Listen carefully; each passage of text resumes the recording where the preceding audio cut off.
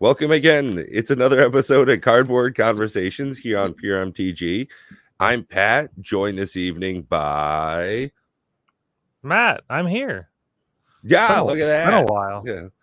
I had a couple weeks of bowling and then a axe throwing birthday thing, and just been not lining up. But I should be free for the most part for the next few months. Awesome. Hey, man, great to have you back. People want to keep scheduling stuff for Saturdays, and there's Bob. I'm Bob. Yeah, No, Saturday on the Wednesday, 20th. guy. I'm going to what is it called? Escape room. Ooh, that Speaking sounds. of which, I'm also going to not be here. Would be 2 weeks from today. Is that the Memorial Day weekend? We're doing we have a board gaming group, and we haven't really been able to get together since like 3 years ago. Corona started. Mhm. And so this is like the first time we're getting together. It's going to be a smaller affair, but I will very likely not be able to make it that evening. I'm not going to make it that evening. So No worries. Yeah, we can certainly figure something out. I won't be here. Do you guys hear about Well, the standard rule change? Yeah, Of course I that's did, but it's such a yeah. all right. What a weird. We want to thing. get into it. Like, Yeah, let's start right off, So huh? for those of you that are unaware, the standard change that was recently announced was that they're going to be extending the standard league or the standard rotation for another cycle, year. Yeah, the cycle. So Yeah. normally, if you're not familiar with standard, which probably should be, but if you're a commander player, you might not know. Basically, Yeah, standard is like you can use cards from X to current, and then the bottom sets rotate out over the course of it used to be every 2 years. Yeah. And well, that would make it so that you would actually have like a fresh new meta coming every time a set rotates out. You have to like readjust your deck depending on what card you're using. But now they're like, in order to revitalize Magic Standard, we're going to extend it a year, which is kind of the opposite of what that's going to do. But to keep things fresh, we're going to keep just stuff hanging around in the refrigerator for longer. Yeah. Well, first off, before we get to like how we feel that that's gonna go, we should probably talk about how standard actually used to rotate. Like throughout its history, it's changed many times. It originally started with standard rotating every 2 blocks, right? That's what I was remembering. I remember it used to be quicker. Well, no, it was every 2 blocks, right? And you had three set blocks. Yeah. Right. So you would only have the most current 6 sets. So you would have like 3 rotate out and 1 join. Like when the new, because the way set blocks used to work is you had like a core set. Like we'll give Urza Saga, the Urza's block for an example, right? Urza's block started with Urza's Saga, which was the bigger set, had like 350 cards. And then you have 2 smaller supplemental sets that join it, being Urza's Legacy and Urza's Destiny. So when when it's time for Urza's to rotate out, because I don't remember what the one that came in. We'll just say like Prophecy. I don't know what the base set was for that one, but we'll say Prophecy, right? We'll say Prophecy, Onslaught, and Scourge. I don't know if that's a block. Just give me a little leeway here. So when we'll say that Prophecy, Onslaught, and Scourge was a block, as soon as Prophecy would rotate in, the entire Urza's block would rotate out. All right. So it'd be 3 sets rotating out, new core set rotating in, and then you would have this, the trailing block would drop off. So you only ever had 2 blocks in standard. Okay. Well, they abandoned the block mentality some time ago. So you don't have blocks anymore. So what they did is they changed it to a certain period of years, which they used essentially kind of 2 years as that cutoff line. Now, here's the thing. There used to be an extended standard, and it was called extended. People say, oh, no, that became modern. Yeah. Because modern didn't rotate, right? Extended was just an extended standard that would give you 4 years worth of Magic cards. And guess what? There's a reason why people don't remember that format. Died off pretty fast. Because they killed it. Right. They said, nope, get bent. People hated it because it was problematic to have busted so many combinations different and bad mechanics things and stuff all working together. in standard. Plus, somebody who's just joining, doesn't have the card pool. The same problem, which is what I was saying. I don't understand, and we talked about this behind the scenes. That I didn't understand why some content creators are saying that the Lord of the Rings set's supposed to be introductory for new people. I totally disagree, because Modern is not a format for new players. The reason it's not a format for new players is because you don't have access to the same card pool that people have been in Modern for a long time have access to. In other words, your startup cost is way higher as a format than Standard, okay? Because the card pool is so much deeper, and those cards are just expensive to build decks that are competitive and be able to flex, et cetera, et cetera.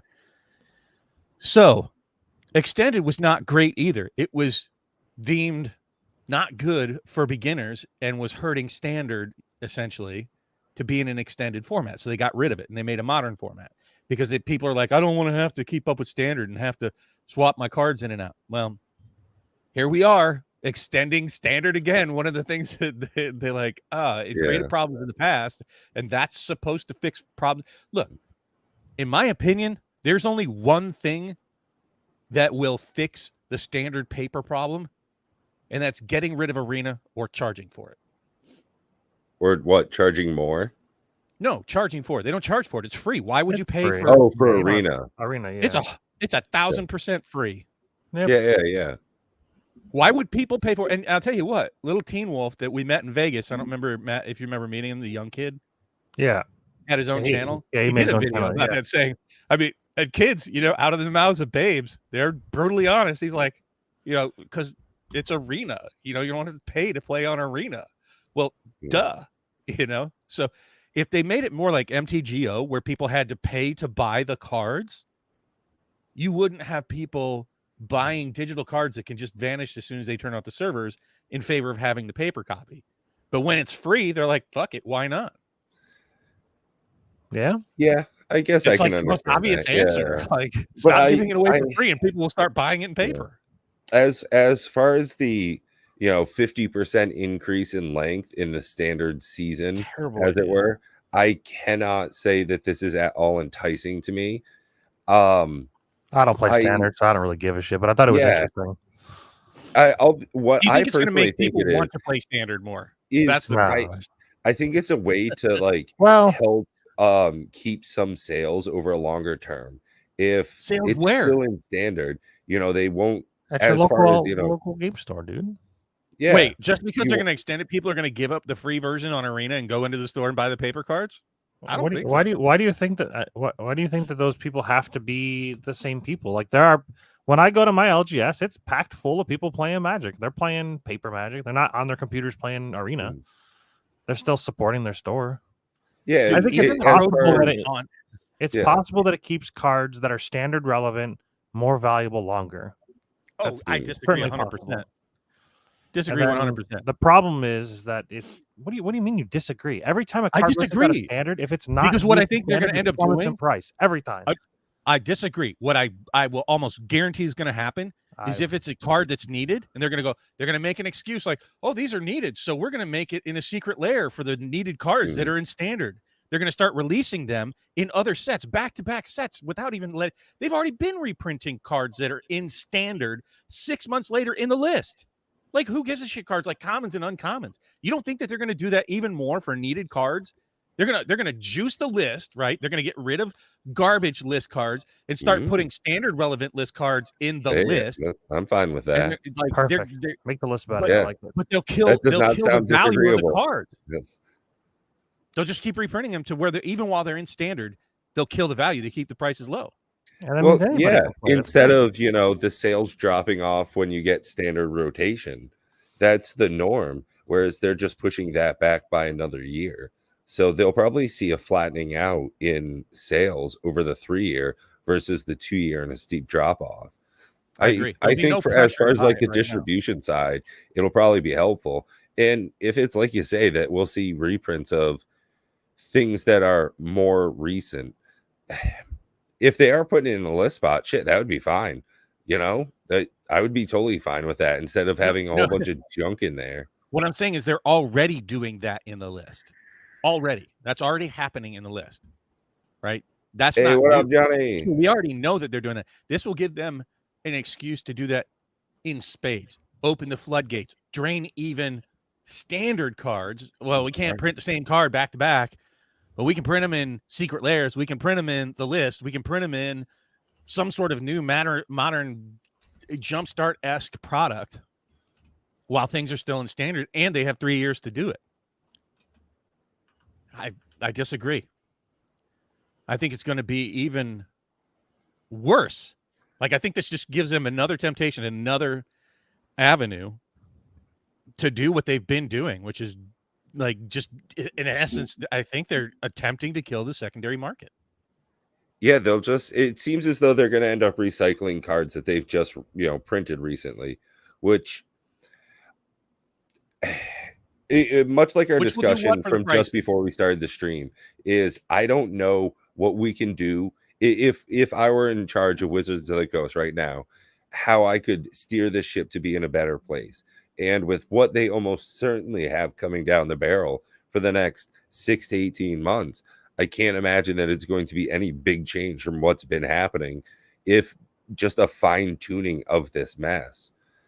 So I've got on Amazon pulled up Doctor Who and Wilds of Eldraine, and I just couldn't care any less on it. So I saw the box art for Wilds of Eldraine. I'll go ahead and present that. Real pretty. Yeah, she's cute. I like it. Good art. Cute girl. I'm on board. I even like the gingerbread man. I mean, this little gingerbread person. I didn't even see that. Yeah. Oh, look show the collector box. Oh, okay. Yeah. It's got a whole fairy tale world going on there. There's a cupcake attacking some cherries. Yeah, I'm about that. I like that. Yeah. Like the art. There's a cute little slime thing. He's a smiley face. Sword sticking. Like, if they put that art on a card, I want that art. I want that style. It's like the Lisa Frank style. Secret Lair thing we just saw recently. If that's their what do they showcase art? Is it going to be in that style? Cartoon. Yeah, I want it. It kind of looks. It looks like what are the silver border cards called? Unhinged. It looks unglued. Like, it doesn't look real. Yeah, I like the unglued though. You know that appeals to me. Yeah. And welcome everybody in the audience, Twiddler, Johnny, Pat. Hey. I mean, I don't know. I don't know how they change direction. I don't think they want to, is the short of it, right? I think they literally, I think that they're trying to kill the secondary market, that they saw a way to grab a market share in the secondary market. Like, hey, why pay these other people that don't work for us for our cards? Well, the reason you pay it is because they've already been paid for. They were already bought at retail prices, and it's a secondary market that is available to people. That's what the Secret Lair is, right? You getting 4 or 5 cards for $40? Are you kidding me? They charge 15. Let me tell you this. They charge. What is a pack price? What's a pack price? It's $6 divided by 15. We'll just say $6 divided by 15 for $5, $6, give or take. Yeah. So divide that by, that's actually by 20. So 30 cents a card. It costs them 30 cents to make they get 30 cents for a Jeweled Lotus, and they see other people getting 100.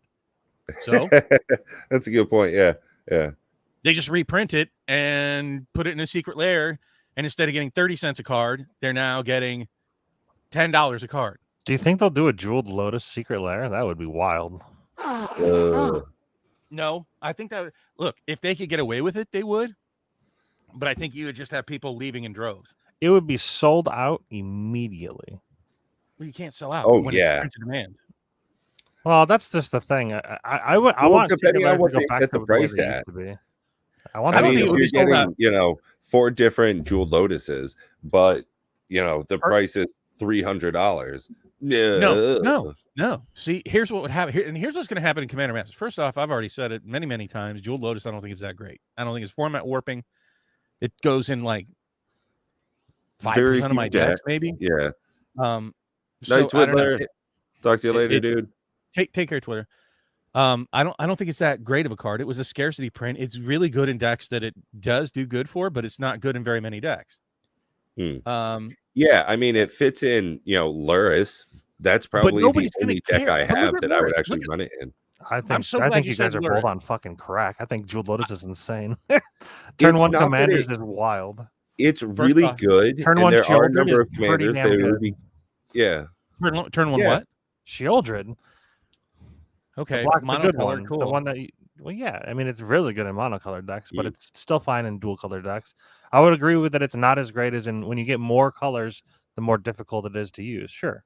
Mm. But in most of my decks, they're 1 or 2 colors. Getting your commander out on turn 1 is wild. Okay, first off, it's nowhere near as good as a Soul Ring, which is a $1.25 card. Not That's even because close. it's been printed to oblivion. Okay, and if they would have not printed that as much, it that's would have exactly been my insane. point. That's exactly my point. Mhm. They're trying to print everything into oblivion. It's an uncommon. It's fine. They're trying to print everything into oblivion. They're trying to make everything like Soul Ring, where they get all the monies for every copy that's printed. Secondary market included. Okay, pose a question. How would you feel about Jeweled Lotus being a $20 card? Would that be good or bad for the environment? I already sold mine. $20 card where? Yeah, right, yeah. Who am I giving $20 to? Why does it matter? Well, yeah, maybe it's somebody. Because we're in talking your, about secondary market TCG versus the player or primary somebody? producer getting the money. Because if you give the primary producer, they're setting the price of individual cards, and they don't do that. We do.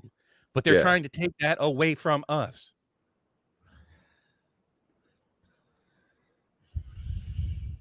So who am I giving the $20 to? I don't know, some dude on eBay.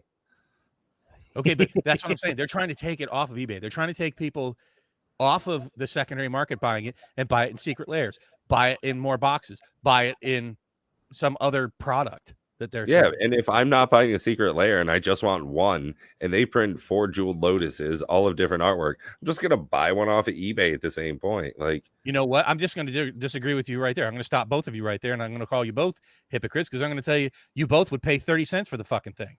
That's what I was gonna say. I play other games that are not TCGs.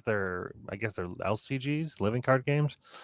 So for me, I don't care how much the piece of cardboard costs. I can get it for 30 cents. I can get it if the real one's less than 30 cents, then I'll buy it. Or if it's a couple bucks, I'll probably buy it. But like, I just want to play the game. I think I'm over the collectible portion of card games.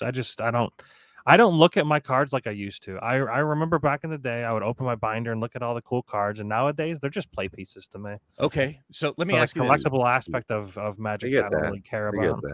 Let me ask you this: what TCGs are you playing? Well, right now, TCGs, just LCGs. What LCGs are you playing? So let's define that. Sorry, let's define it real quick for an audience.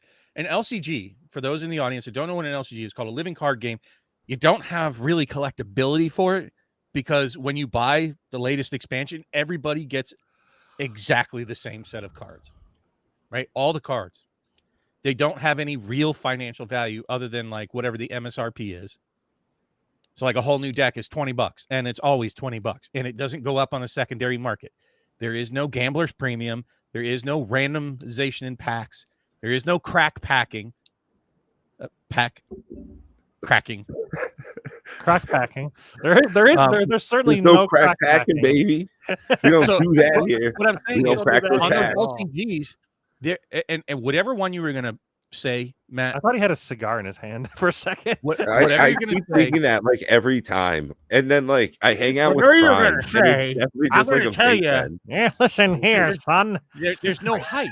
There's no hype, and you look. I guarantee whatever it is, there are nowhere near the number of YouTube channels or Twitch channels as there are for Magic. And why is that? Because Magic has the allure of the financial aspect backing it. Same thing with Pokemon.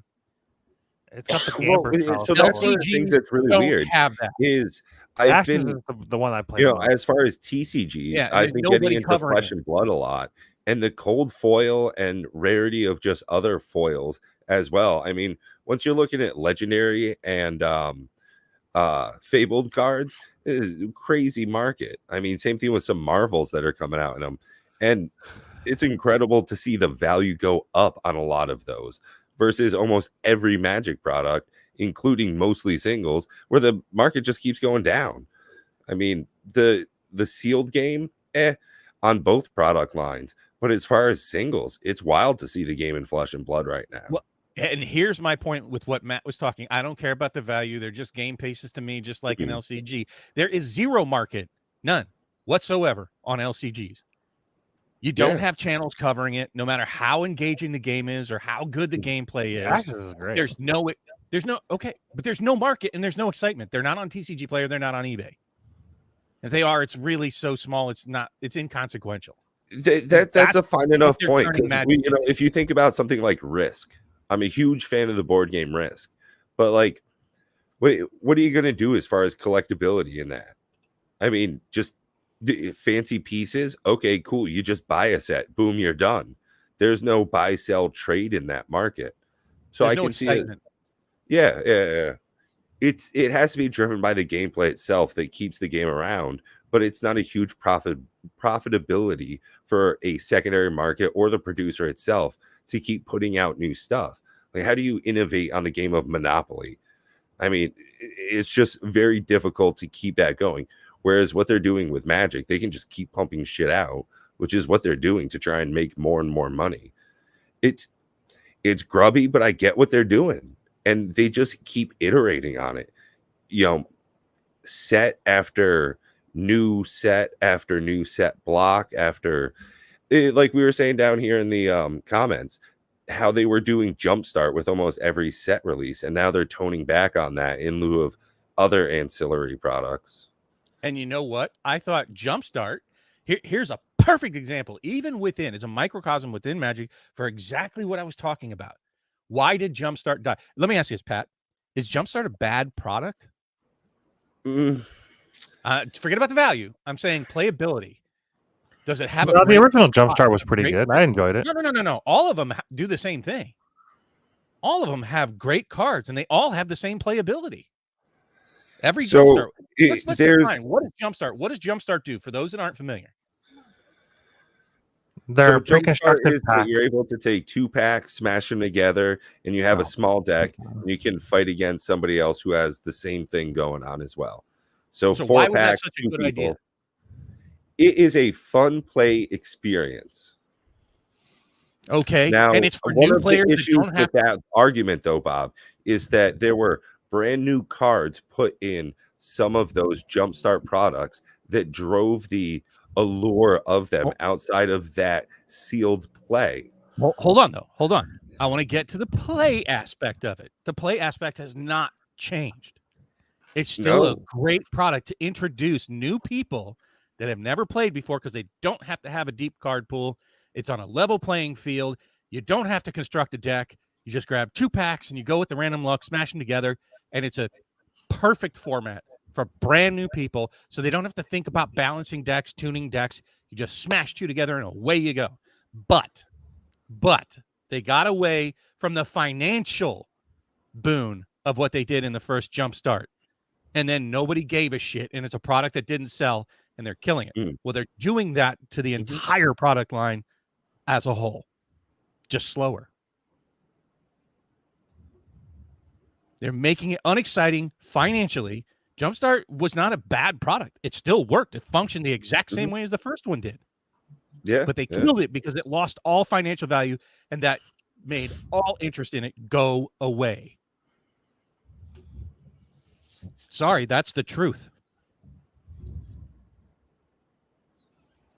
And on that fun note, I was looking at Doctor Who, and I just can't say I'm really interested in this. I've watched probably a total of maybe 3 Doctor Who episodes in my life. I don't think it's bad. I watched a bunch, but I don't think it's bad. But why are there collector packs of this? I'm confused. Well, go back. Let's look at the entire product lineup there real quick, because it is. I think Matt's really got a great question on this. So you have deck bundles, meaning precons. I don't know why they call them. I'm cool with precons. It makes total sense. Cool. Yep, totally agree. Just like Warhammer 40K. Yep. And then go down to the other product line. But then there's only collector's boosters. There's nothing else. Yeah, it's the. What do you think is going to be in the collector boosters? Collector boxes. With Lotus. I'm imagining it's the cards from the commander decks. Yep. Yeah, but they're gonna Like be fancy. that's all I. But like that's where you can get them foiled out. Well, let's check out the decks. Can you get like cool versions of the cards in here? Bigger on the inside. That's what she said. Bring your favorite Doctor Who characters, villains, and adventures. Blah blah blah. Introduces Exterminate. 50 never before seen Magic cards. Oh wow, that's kind of a beefy. Well, it's That's probably bigger, going to that's be a like. bigger release than Aftermath. Oh yeah, 200 cards. Yeah, Ah, Jesus, Matt, It's stop actually having such good points. it's a bigger release than Aftermath. What a weird set. It's a 4 times bigger release than Aftermath, Yeah. and Aftermath Wow. doesn't have commander decks. Okay, every deck comes with 10 plane chase cards. Oh, that's interesting. And you know, I haven't heard one person talking about playing the plane chase cards in the new March of Machine. Haven't seen one video with people playing with them. I don't know. Did they have it on the command zone with the plane chase cards? I don't think I I've enjoyed seen it in that. Vegas. Yeah, I don't think I've seen plane chase played anywhere Let's just by say it's not- I anybody. played It's Plane not Chase 2 weeks ago. It was a blast. I had such a good time. My friends, not so much because he got wrecked. Plane chase and commander? Jace the Mind Sculptor? No, I said plane chase in Oh, commander. Plane Chase. Where- Yeah, and Commander. Yeah, it's what I played in Vegas with Yeah. Gavin. And he did it Yeah. in a different way. I think you guys didn't flip over. You guys had like the Plane Chase board and you like traveled, right? Like you picked where you Well, went. we would right? flip over a new one each time we travel. So the board grew. Oh, you couldn't travel to them like wherever you wanted to go to or whatever? Like, I was don't there a understand piece by that dictate? Like, could you? Because it looked like if I remember correctly, there was like a bunch of them splayed out on the board or on the table, and you could like move. You could like go to each one of them. Like if you're adjacent, I guess you could like move adjacent. Yes. Yeah, that's not how it normally works. Normally, it's just you flip over a card, and then if you No, travel, I'm pretty sure that's the way normal plane chase works. no, the official rules. That means that they explain exactly how you do it on when you get the product. It's you have each person has their own deck. It has 10 cards. You build your own deck, or you get the ones from the pre-con. And then when you roll the die, you travel to a plane, whatever your plane chase is. No. I think then- that's how their new plane chase rules work. But I think the original plane chase worked exactly the way Gavin put it No, out. Gavin said that this is something he made up himself. I understand that, but I'm pretty sure it used to be a board that you would travel around. Anyways, that's the I way don't like think so. the But yeah, whatever it the was Explorers fun. of Ixalan. Yeah. I had back this. and look. I had this thing where I could like animate my artifacts, and I was playing Yeah. an artifact deck, which was cool. And yeah, I enjoyed it. No, I actually like the addition of plane chase to it, but I'm saying I don't think it has the big game changing innovations that WotC was hoping for. I think it's good. I think it's a step in the right direction. It's not. I don't think it's a bad thing. Unlike the standard change, I think adding plane chase to commanders Wait, a good thing. Ooh, they should add plane chase to standard. That'd be cool. hold on.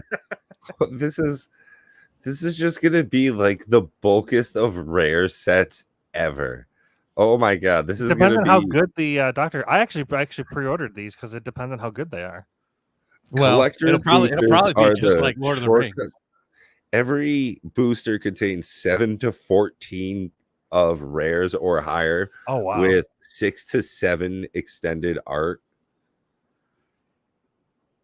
Every pack contains 2 showcase TARDIS cards using the Chameleon circuit to turn magic cards into your favorite time and spaceship with What the fuck's a alt TARDIS? frames and alt arts. Is a TARDIS a Doctor Who thing?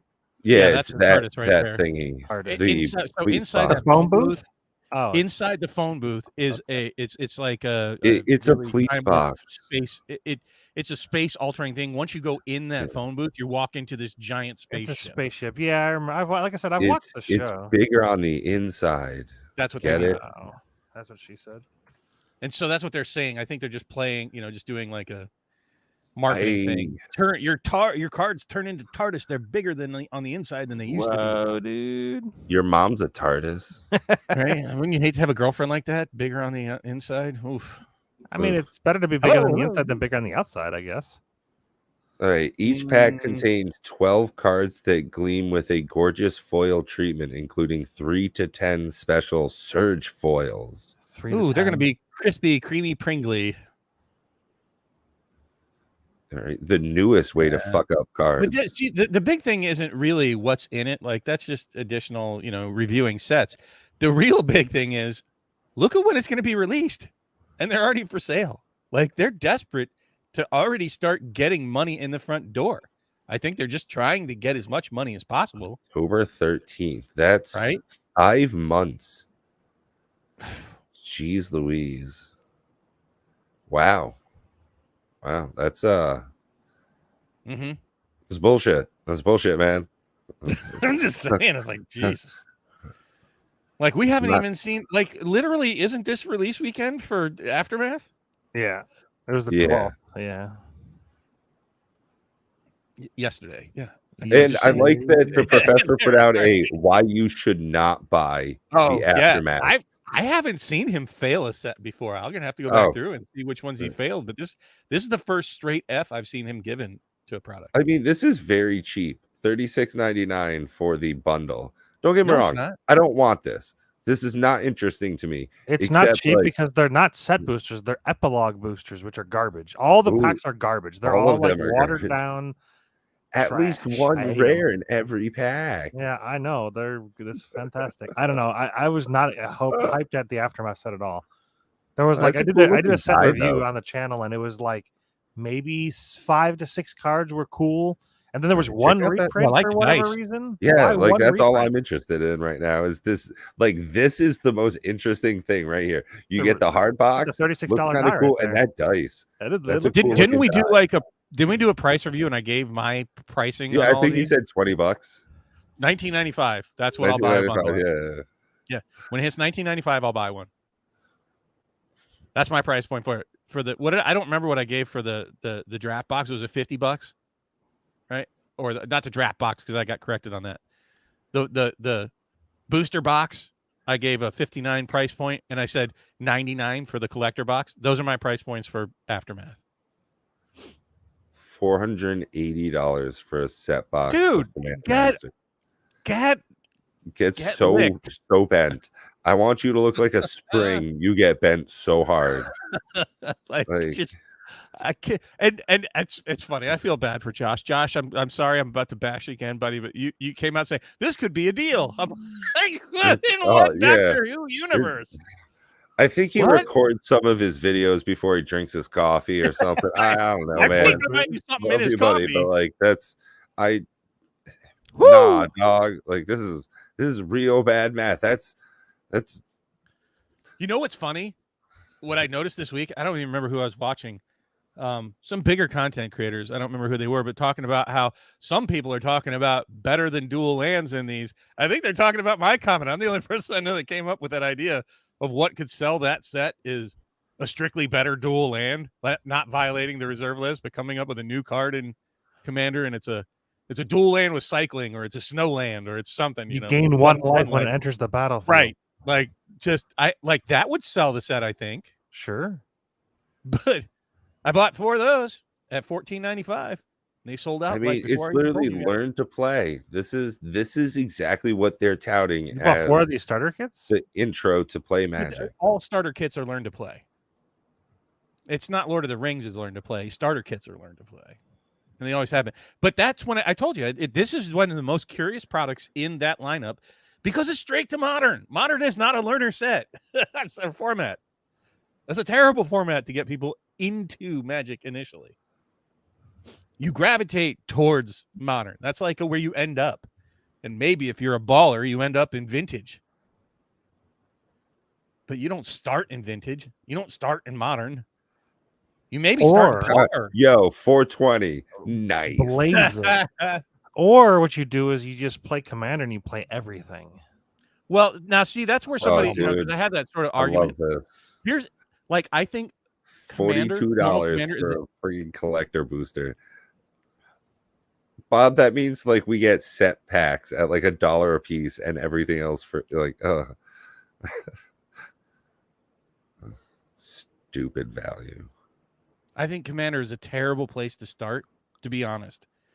Commander Raids is a great place to start, but normal Commander with table politics, you have to deal with every reaction from every card in the Magic arsenal from 3 other players. Talk about confusing. That is a tough place to start. The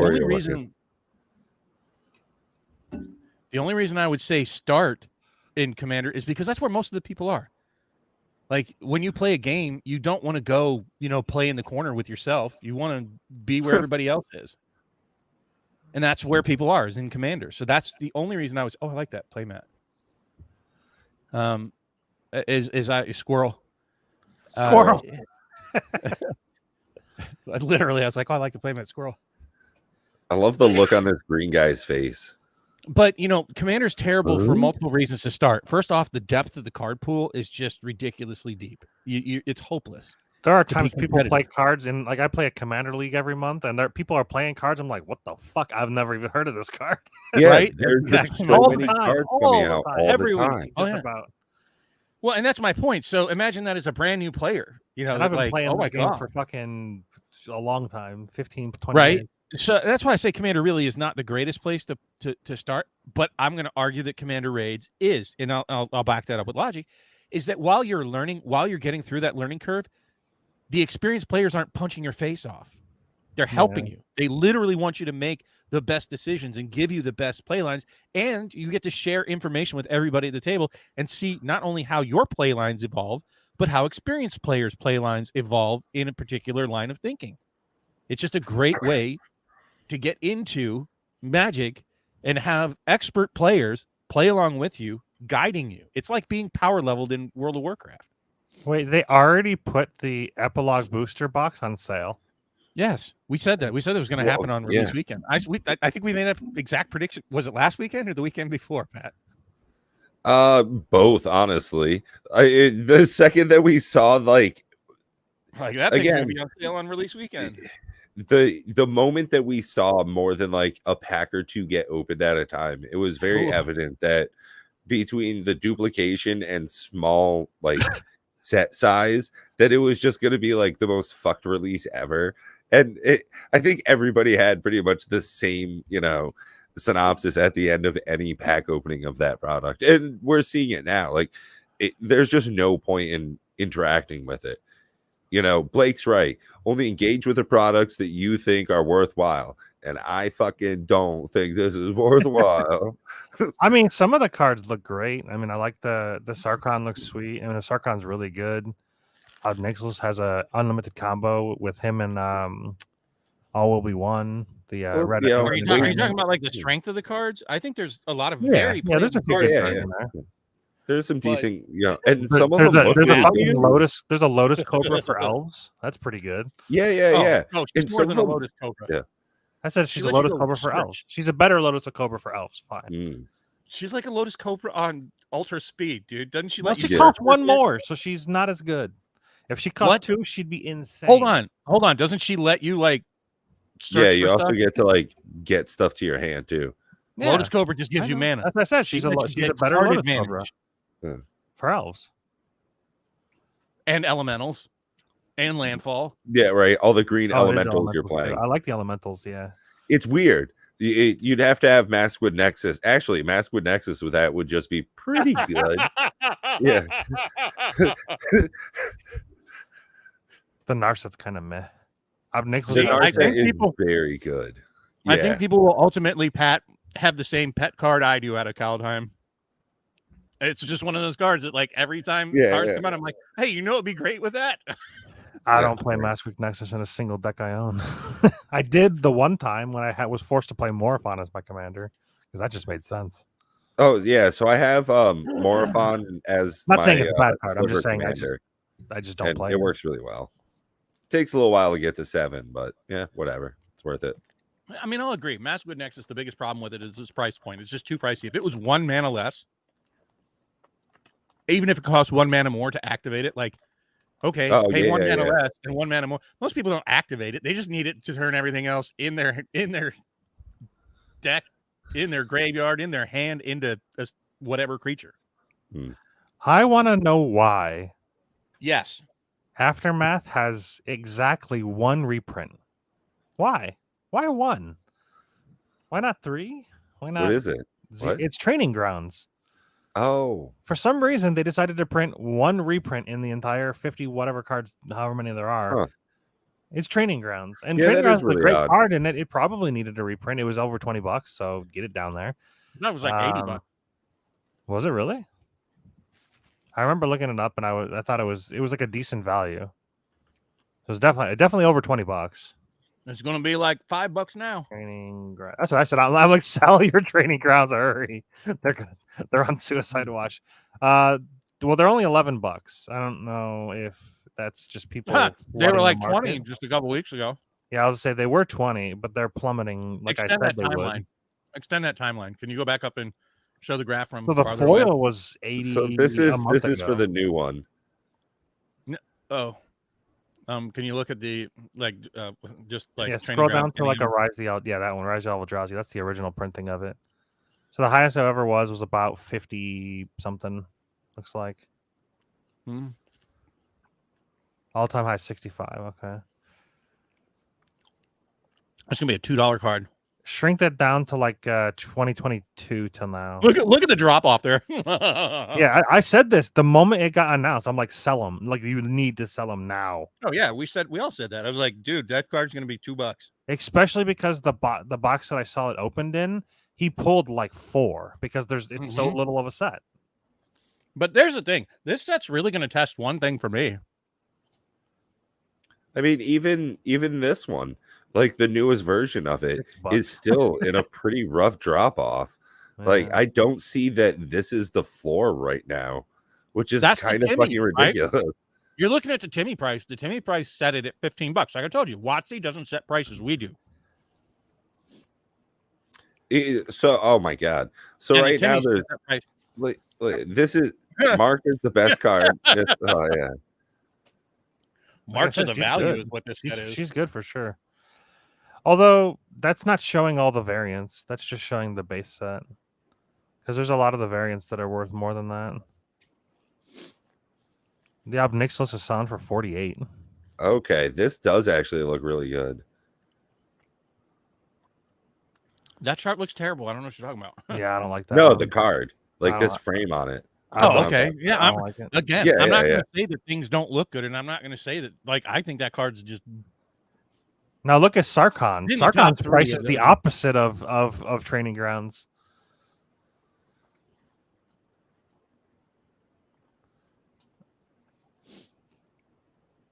Not really.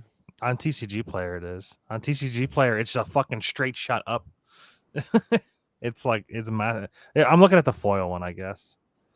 Yeah, this one, the Halo foil, but it doesn't have a chart at all. Yeah, TCG Player, it's a very limited range. It's like a 3-day range because I mean the set just came out yesterday. But yeah, I actually really like this Sarkhan. The Sarkhan's really strong. I don't know why Tyvar set, I think, is high. I think Tyvar is bad, but it's selling for $25. Terrible. I don't really like the white green that the people are like, oh yeah, these are busted. I'm like, I don't think so. Oh, Calyx? Yeah, he's okay. He's like a not as good. What's her name from Modern Horizons 2? Yeah, and exactly, and that's the problem. I'm like, I looked at it, I'm like, okay, white green, colorless, 2/2. It's a legendary enchantment creature. I already like all of that. That's fine. That's great. And when I look at a commander, I'm like, I want it to be 3 or less, if possible. 4 is like kind of 4 and 5 are like my top end that I like. Farber's Hand. But then I'm looking at it, I'm like, okay, so he's got Constellation. I like that. But then all it does is put 1/1 counters on shit. Don't like that. Not really a fan of 1/1 counters.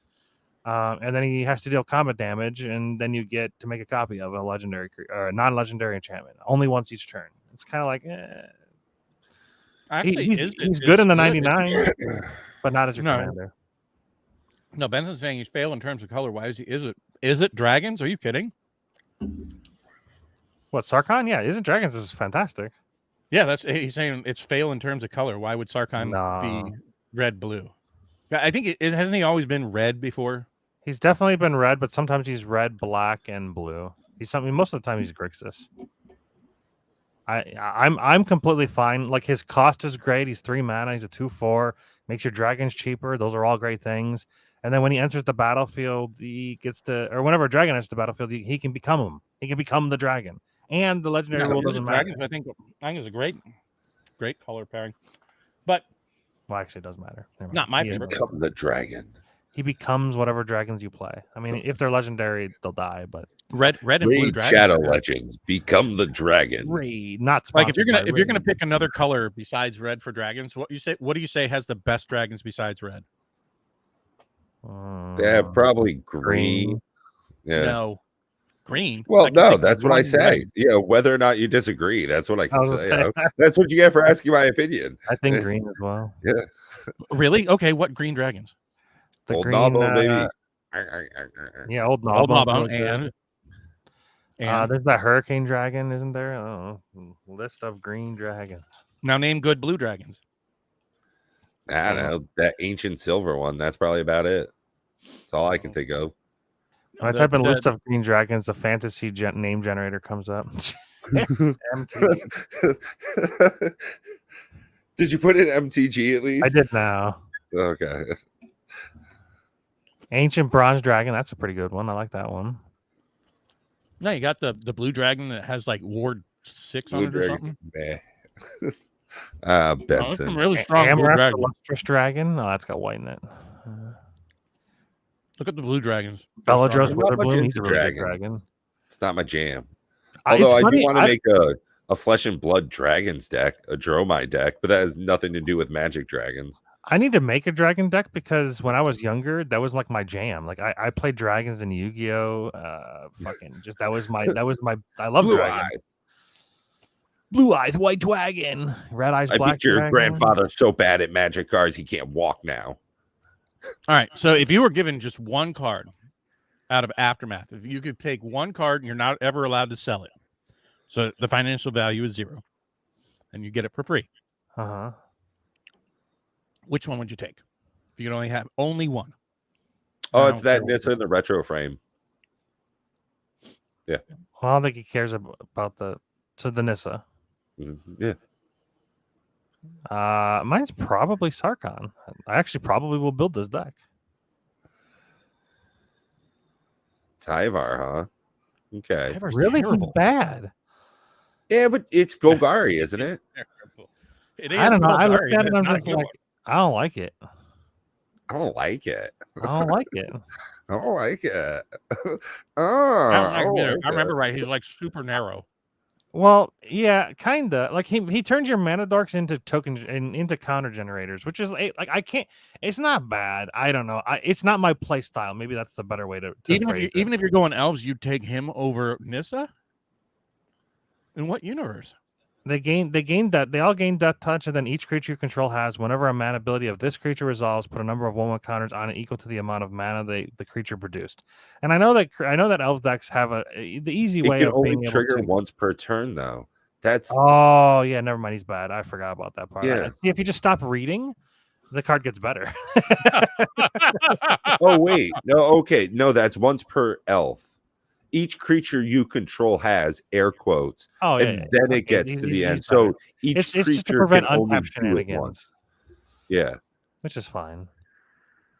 Yeah, but most of the time when you're tapping things, they get big mana, so they would get big. Yeah, and then you don't want to tap them for mana. You don't want to tap them for mana anymore, right? So now you're gonna kill your own mana generation in favor of big creature. It's like, oh, not only that, it makes your mana dorks now super targeted on the board. Like, oh, gotta kill that thing now. Bolt the bird, dude. Let's go. Like seriously, that's what's going to end up happening if they know this guy's out there. If he's your commander, every mana dork is getting nuked fast. Yeah, I don't know. I don't love it. I remember reading it. And I was this like, does look pretty cool. Oh, I like the training grounds. Yeah. And it's only $8. Moly. That one's foil, but the normal one's only $8 for the showcase training grounds. Wow, I love this chart. This is hilarious. It's only 2 days old, to be fair. It'll look. What do they say? The first step's a doozy. You need to clip this for a short. See, okay, so look at the coined one. Oh, it's only in foil. Coined ones. I'm curious what he likes about them. What's that, Matt? The coined ones. I don't know the ones that have coins on the picture instead of the actual art. I think they look weird. They don't look like, I don't know. They look strange. They look like I should be able to pop the coin out. I don't know. They look. It's on the next page. Go to the next page. No, what are you doing? This one. This is the jam for me. I think this is the primo. That's the best of the set. Well, Matt, I know exactly why they put the coin on them. It's for a future mechanic. For money? No. They want more money. No, they're gonna make it like Pog. They're gonna make a new That one. chaos. They're gonna See, make has a new the coin on chaos it? orb that's actually a coin, and you have to drop a coin from the height of a foot off the table, having it rotate at least once and land. And if it covers exactly the coin on the card, they destroy that card. That's what's gonna happen. I can't imagine players enjoying dropping shit on their cards. Yeah, I'm it'll dropping be shit on my card. It'll be sleeved. Yeah, What but is Bob, that? we don't What care is near as much Dorina? as a bunch of these neckbeard bitches. Look at Dorina's art. That art is so busy. It's like the Ikoria style, bottom left. It's like the Ikoria style, which I normally like, but this one just doesn't look. The guy looks. I guess the woman. That does not look like a Ikoria style. It looks like a bad Ikoria style. It's Ikoria because that's what I was saying. It looks weird. It's that odd cell shading. I think this is supposed to be Ikoria because of the framing on it with That's all what I'm these. saying. It's just bad. Shit. I Was she in? I don't remember her in. Was she in? I don't even know what Dorina is. I have no fucking clue. Does she? What do they have another version that has like flavor text on it?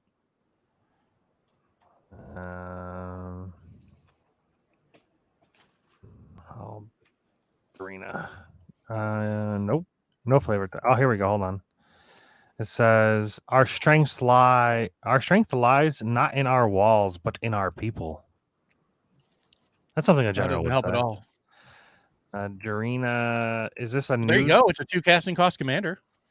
Dorina Drudu. Oh, so she was a white, black, red. So what is it? Mardu? White, black, red. She was printed back in. Oh, it's out of the Commander 2020 slot. So it was Ikoria Commander. Oh, that's why I didn't recognize it. Nobody opens those because they're just valuable. I keep those things sealed. I don't know. Also a 24-cent card. So no, it it's was like 9 cents. There was one that was 9 cents for that. No, if you go back, there was one that said 24 cents and one that said 9 cents, I think. Either way, it's cheap as shit balls. Yeah, I would never play this as my commander, by the way. It's one of the rare cards in Magic the Gathering that is so cheap that I wouldn't even proxy it.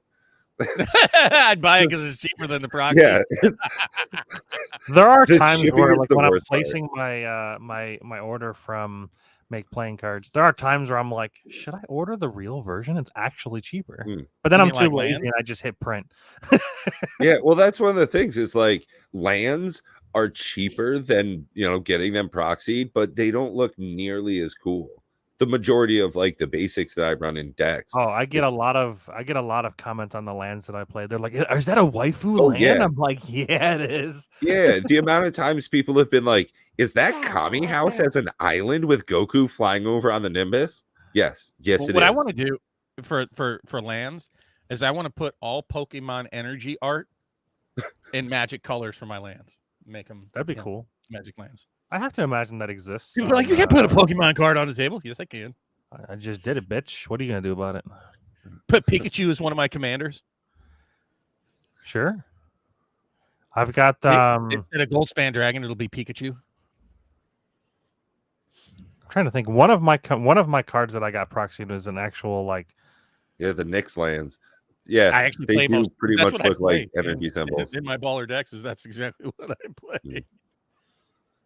What, the Nyx lands? Yeah, like this is the hug deck, and yeah, my basics. Let me get to a basic here. Hopefully, it doesn't go away on the green screen. Yeah. Oh yeah. Yeah. That makes sense. That's what I play in this deck. I like them. I think they're awesome. The broccoli. Oh, that's really hard to see. The island, I think, is the most impressive. That's just beautiful. Woo! That was pretty. Fancy. That is nice. Almost see through it. I used the deck box as a token on Spell Table last night. Damn guy. What were you playing? You're playing on a Spell Table and you didn't play Commander Raids with us? Rage. Like you're cheating on us. Yeah. That's what he was playing. All right, let me Genshin Impact. Amy plays that. They're Yeah, like, I mean, so I don't know what to say to the audience. That's more entertaining, you know, other than poking fun. It's almost fun now to poke fun at Magic rather than talk about it seriously. In all seriousness, I mean, this is like the old school, you know, Lost in Space. Danger, Will Robinson. Danger, Will Robinson. I would not be buying any of these things sealed unless you really want to take it right up the old poop chute. I saw a funny robot chicken thing the other night. It was the robot, Mr. Smith and Will Robinson. You're a cheater. And they were all you know, walking around on some asteroid or whatever, and the robot says, "Danger, Will Robinson, danger, Will Robinson." Mr. Smith says, always danger, Will Robinson. What about me? And the robot says, "Danger, Will Robinson. Mr. Smith is a pedophile." Interesting. So yeah, I mean, what is there to say? I mean, the professor said it. It's not just us now. People are just, you know, kind of catching up to our speed that like fail. And guess what? I have a feeling I'm making the prediction. I don't care what everybody else is saying, how hyped they are on Lord of the Rings. You got to look at the cards, and the cards are just kind of. Oh, did they? Yeah. How much have they spoiled of Lord of the Rings?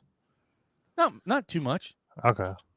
And I remember seeing the ring mechanic, and I was kind of like, that doesn't look. I think the ring mechanic's fine. Look, hey, it's a shit ton better than Morph and it's Party. Simpler enough. I think the only issue is if you're playing head to head, you pretty much have to have a copy of what the ring bearer mechanic does. It's kind of difficult to keep track of as the opponent, and it's fine enough, but there's just no downside to it. Well, it kind of reminded me of like going through the dungeons. Like there was exactly. It's actually easier than dungeons because it's just climbing up a ladder. Once you reach a certain stage, it stays there. Yeah, there's no choice to it. It's just a direct line of increasing. It's like a saga card. Like it's no more difficult. Yeah, it's somebody else. I won't keep calling them out. Was talking about how this is terrible for new players, and this is going to be just confusing and might just spoil the entire set. I'm like, that's a terrible take on that. I think it's a fine mechanic. I think it's going to be worked. I think it's going to be usable. I think people are going to build around it. I think it's going to be absolutely fine. I don't think it's going to slow down gameplay like Dungeons, and the reason Dungeons slow down gameplay is because all the damn dice roll. That shit. Yeah. Right, so just moving up a chart that you have to, it's just an extra thing to have to track. That's actually a good point. Or something else, or energy, or just a whole fucking slew of things out there. You just extra stuff. It's gonna have a card that you can put a little counter on, and like take a risk piece and just keep moving it on the thing, or a Monopoly piece. Or just a warning for you, Pat, in case you ever do this when you're making your NPC video, don't stream it. Don't be live when you're scrolling through the images. No, dog. I just saw 2 pairs of titties, and I'm like, I almost shared my screen scrolling through this.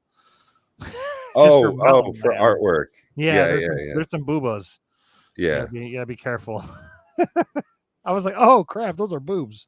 Normally they like cover them, and they're all like a little, you know, it's lewd. I'm actually fine with the Innistrad and Vow full art cards. I don't think they're better than the Theros full art cards, mainly because just color washed. You know, they're black and white. That's my issue with those as well. Is they're just a bit muted. And I'm gonna hate on again. I'm gonna hate on the Lord of the Rings basic lands. Like I love the idea of it, but they all look like a fucking forest. Yeah, they do. It's just gonna be terrible. People 100%. Are gonna say, "You don't have black mana." Yeah, it is. It's like, oh yeah, I guess it is. It's like those stupid full art lands, right? Or I'm sorry, full text lands, right? Super hard to tell what color they are. It's just you've seen those, the secret layer where it's just this wall of text. Yeah, my buddy on the basic lands. They're annoying. Right? Why are they annoying? Because they don't look like lands, and it's hard to tell what they are. And if you don't think that, can you pull up the Lord? Can somebody, one of you two faster, younger folks, pull up the Lord of the Rings full art lands again, just so people who are watching this can get a reference? Like, I love it. Appeals to me as a Lord of the Rings fan in such a way. But as a Magic player, and I'm sitting across a table from somebody, especially on spell table, going, "Oh, that's a island. Oh, that's a plains." Hard to tell. I don't typically pay attention to the lands that my opponents have because I just trust them because I play with people that I trust. So right, I don't ever question if they have the color of lands. I'm like, I'm just saying, looking down at my own, they all look like forests. I mean, they got a red border around them. There's your planes. That totally looks like a planes to me. Yeah, look at it. There is an Arby's Meat Mountain mountain. Well, now you can Wait, answer. where? Oh, I thought that was like one of my Yeah, advertisements. I was like, I've never been to an Arby's in my life. He's stuck on looking at proxies again.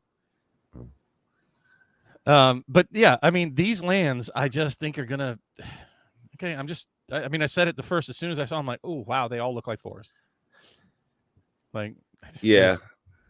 Unless you're looking at just the top or the bottom. If you look at like 80% of the card, it does not belie its true nature. Yeah. Except for this one swamp, this Mordor one. But outside of that, it's all fucked.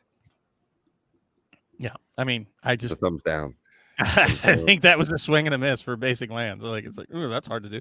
How about just the AI generated art ones? Some of those are just outstanding. I'm sharing my screen share real quick. Oh my god. Hell yeah, Meat Mountain, baby. We got the meat.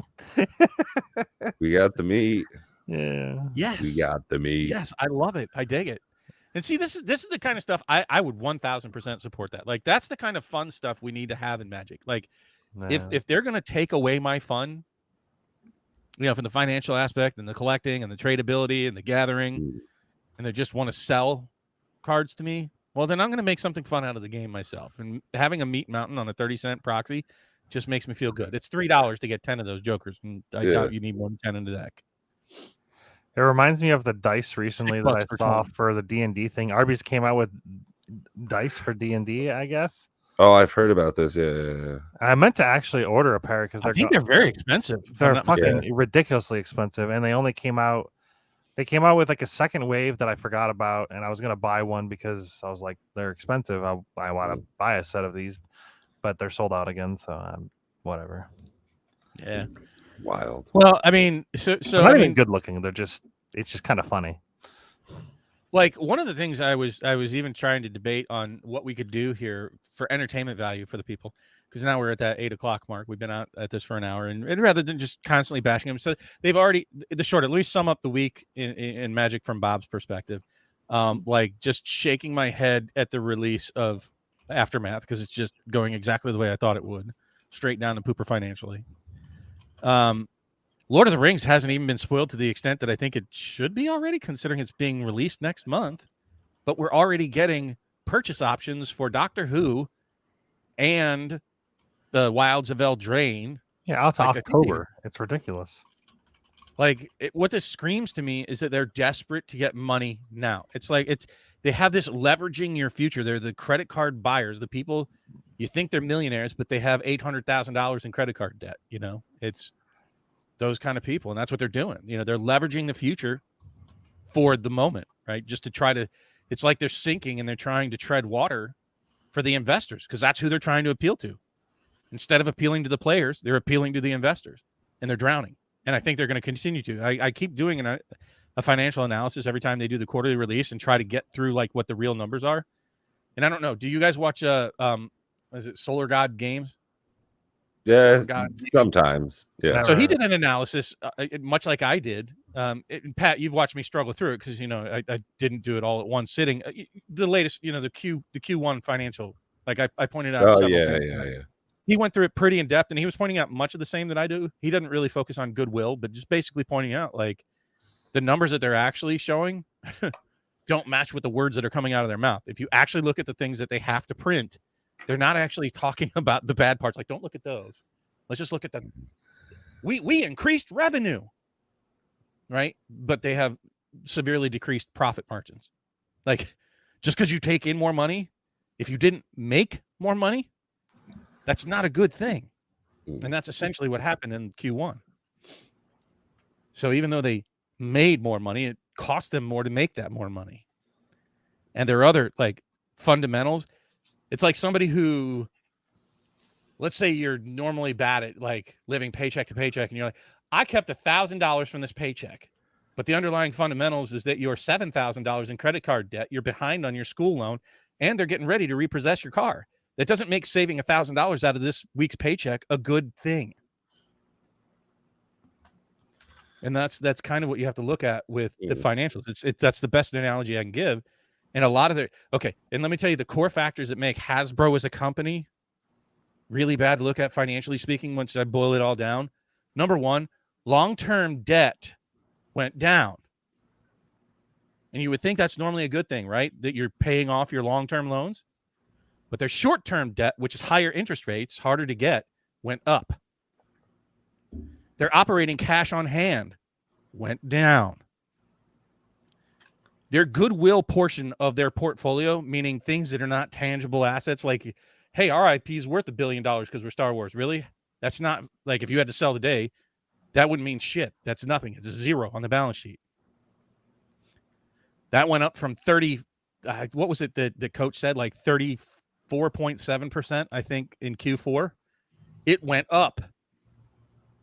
They're closer to 40% of their assets. Assets is, what am I worth? If you take everything that your company is worth and you put it into a bucket, now 40% of Hasbro's assets are fugazi. It's an idea. It's not something tangible. So those are the things that you don't hear them talking about when they talk about, hey, we were up in quarter one. Blah, blah, blah. Suck it. You suck. You're terrible. I don't know why the stock went up. There's fucking Timmy's in the stock market apparently too. Right? So it shoots up on what? They're terrible fundamentals. Like all you have to, and to even go farther, they flat out admitted that they cannot reconcile their non-GAAP. So there's a thing called GAAP, GAAP, and it's generally accepted accounting practices. I mean, this is the way most companies balance their books. You know, like, hey, our income minus our expenses, you know, this is our balance sheet. This is how we determine what our net worth is. And they follow a formula. And those would be GAAP. That's the way that, you know, Microsoft does it and Amazon does it and the United States government does it. Those are GAAP accounting principles. Well, in order to make the numbers look good, WotC admitted that their non-GAAP, meaning non-standard accounting principles, can't reconcile with GAAP. That they can't explain it. In other words, cooking the books, creative financing. Like if you just really read the report as an adult, that's a terrible financial report. And they're projecting it's going to get worse.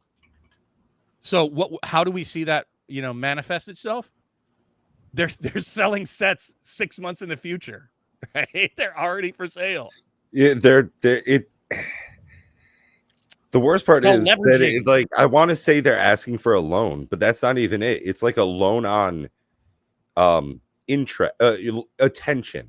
It's a loan on attention. They're borrowing from the future. Like, hey, the last product was so shitty. Let's go ahead and tease you with sweet cupcakes, literally, in Wilds of Eldraine. Well, Secret Lairs are all loans. They're all what? Loans. Oh yeah, yeah. Hey, give us money for your Secret Lair. We're going to give you a deck a year later. At any rate, my premiere today. Oh, what happened? I was looking forward. I was going to watch that. I really wanted to see your thing because you know how I feel about M30.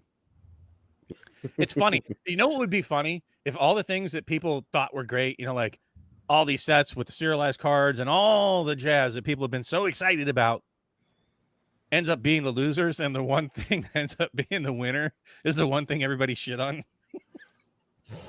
Oh no, I've shit on a lot of Magic products, Bob. Oh, that's fun. Well, but it's actually doing kind of well if you look at it. Yeah, M30. yeah. No, I get you. And I think it's going to continue to do better. Funny. Well, so speaking of serialized cards, that's actually something coming up in the next Flesh and Blood set. Is they're going to have 20 hand-drawn serialized cards in a cold foil treatment. But those are going to be like legit collector pieces. Yeah, really, really difficult to like pull, and will almost certainly retain a very high price. Yeah, whether or not it's multiple hundreds of dollars or a couple of grand a piece. I mean, there's only going to be 10 of each one in the 2 heroes they're doing it in, so 20 total. And let's see, Everfest, they had only first edition they printed unlimited, but it hasn't actually been released because they overprinted, in my opinion. The first run, I think it was like 280,000 boxes they did. Whew. So if they do something similar enough with their next release, I mean, if it's as big a print run, it's going to be really difficult to get these. Like, did you guys see the new M30 that's coming out? huh? Yeah, dude, check this out. The new Magic 30. I mean MetaZoo 30. Oh, They Trixie. did a joke. MetaZoo came out with a 30th anniversary reprint edition. And it's real too. It's actually real. Cool. They have it. How do I switch tabs?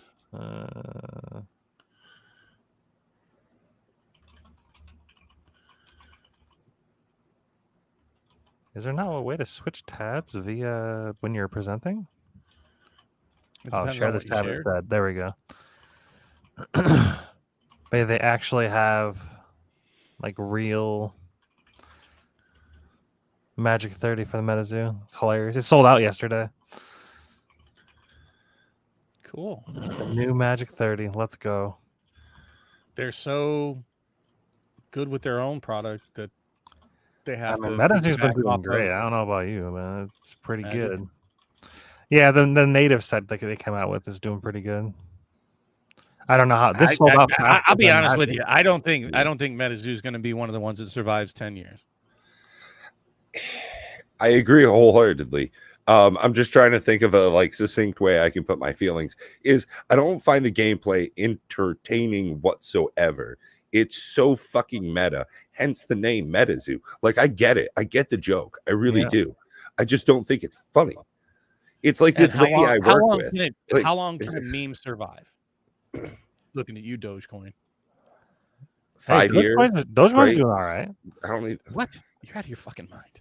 Nah, no. I'm thinking 5 years and it'll be good done. as all the other cryptocurrency. Like the whole thing. Not great, but it's doing fine. I'm up this year so far, so I can't complain. Cool.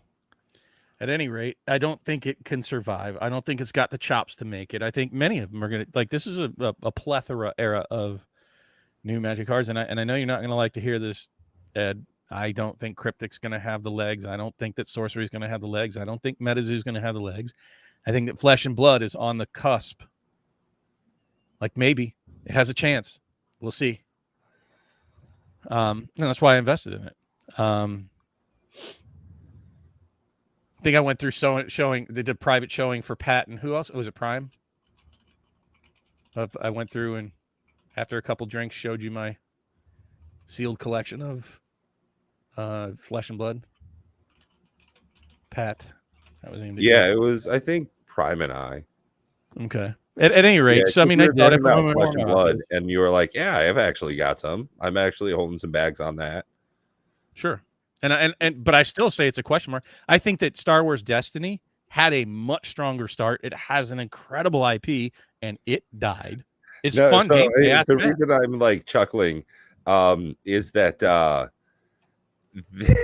there are events already at Gen Con 2023 for Star Wars Destiny, but I haven't seen a goddamn thing for Flesh and Blood. So it's like Gen Con. Well, but Magic doesn't. This doesn't make me feel great, you know. What does Magic have? Like 3? Like, yeah, that's very weird. Last year they had almost 400. This year they have 3.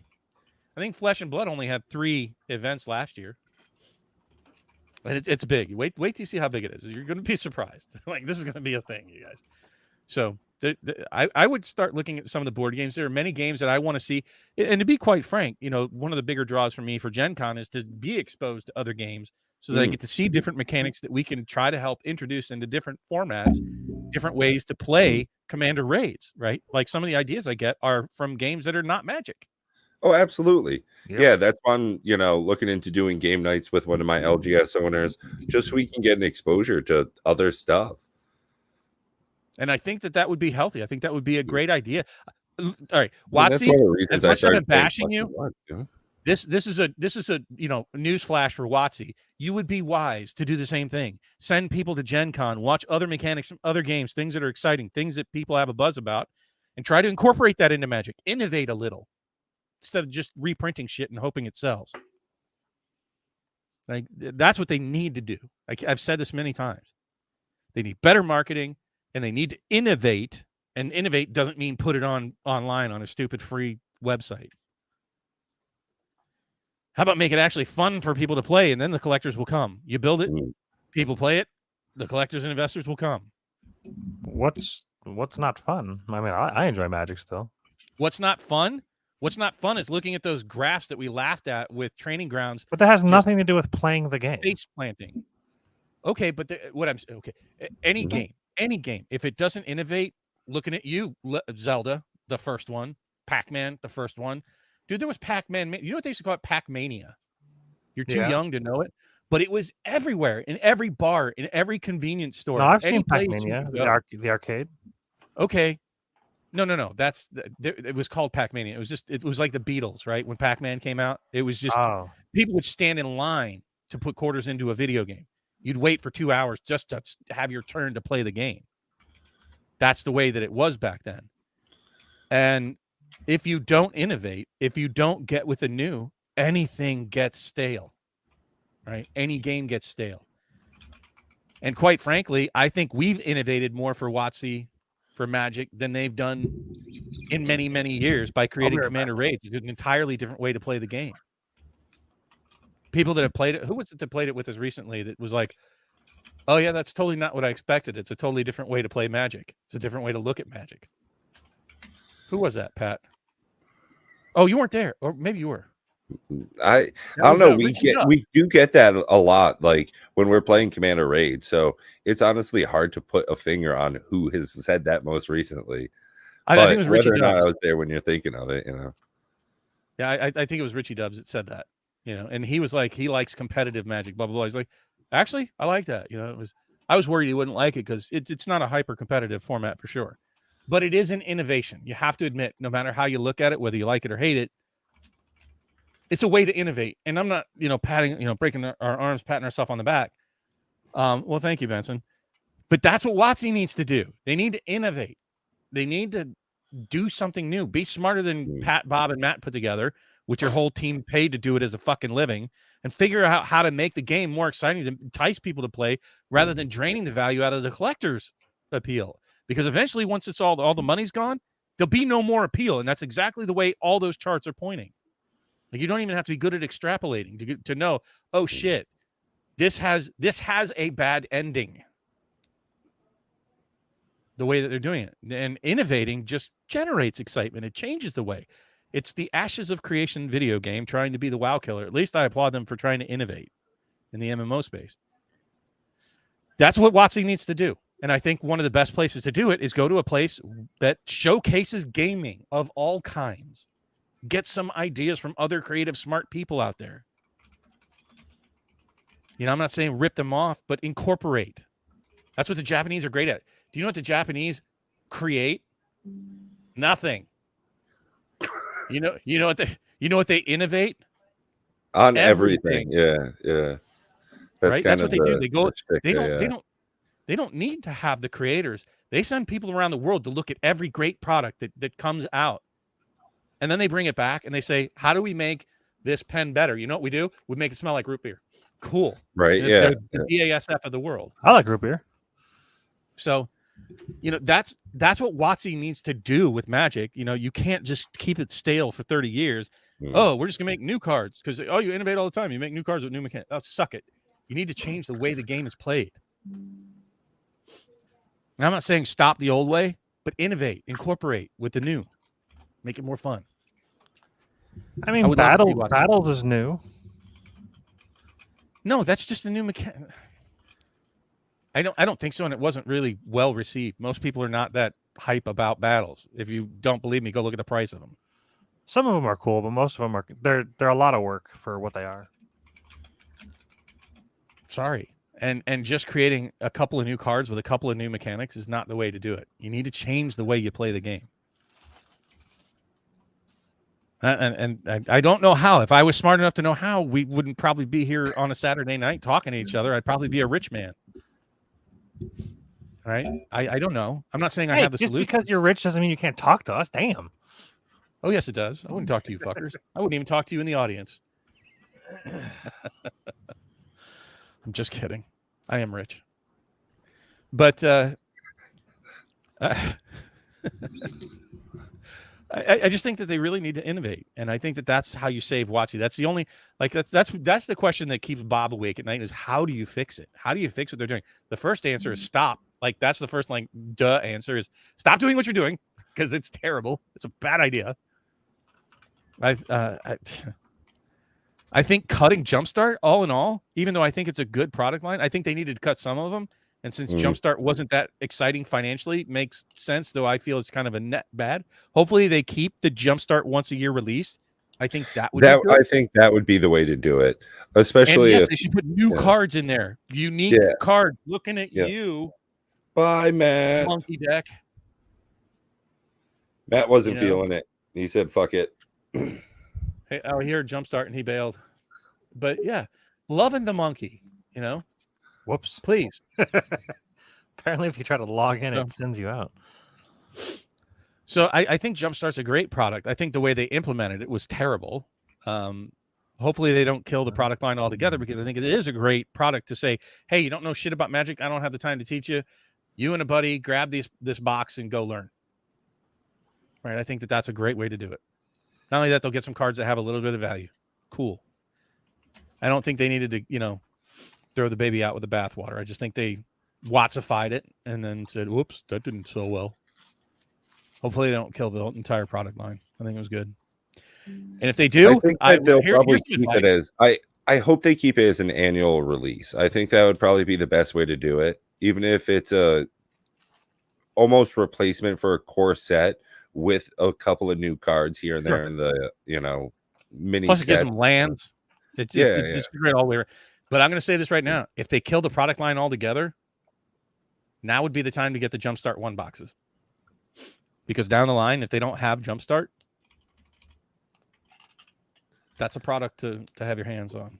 Just because of the way it's played, just because of the random nature of packs and you can smash the two together. Wouldn't be a bad one. I don't think it's a bad one to have some in stock in your sealed collection anyways. And have some for your, to play with your buddies years down the road. Say, I've got a sealed case. Yep. It's not bad. Like that's one I would say, okay, look for the odd man out. That's definitely an odd man out. And if they stop doing Jumpstart altogether, I might even look at some of these shitty sets to have Jumpstart in and grab some of those. I still have some. Does Lord of the Rings have Jumpstart? I think I have a pair of Brothers War and a pair of Dominaria United, maybe. I don't know. I got them as like hanger packs for a giveaway I was doing when I hit 1K on my channel. Woot woot. Oh, yes, they do. They do have Lord of the Rings Jumpstart. I was going to say, if it's supposed to be a starter set, they need that. Hello? I think that would be a fine way to get into it. Yeah. I think it probably is one of the better ways to play as far as like an entry level, to teach someone the baser mechanics of Magic the Gathering, doing Jumpstart. Yeah. Yeah. If you don't have the time, hey, go take this, either that or the starter kit, something where they don't have to build a deck, right? That's the first intimidating step to get past. Right. And also it's such a small card pool too. A 40 card deck is so minimal that what you're exposed to isn't terribly overwhelming because it's just a smaller amount of stuff. Sure.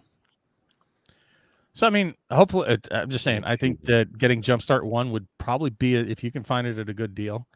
Not bad to have a little bit of exposure. I think I have 1 or 2 boxes. I might have to extend that a little. Yeah, I got 1 still, but yeah. I have a sealed case. Let's go. To the moon. But, I mean, that's a very long-term sort of, really Jumpstart original to 1K. Hell yeah. It might. In a while. Yeah. Time and all that stuff. Like I get that, but what, 13 years from now, it's $500. Sure. Hell yeah. Still, it's better than going the opposite direction. Yeah, for sure. But I'm just saying, you know, we're in a very narrow world, and we have to look. I don't agree with Rudy where he said a couple of years ago, and I think he's kind of abandoned this policy of buy everything. I think that's a terrible idea. I think you're going to take all your winners, which there are fewer winners than there are losers.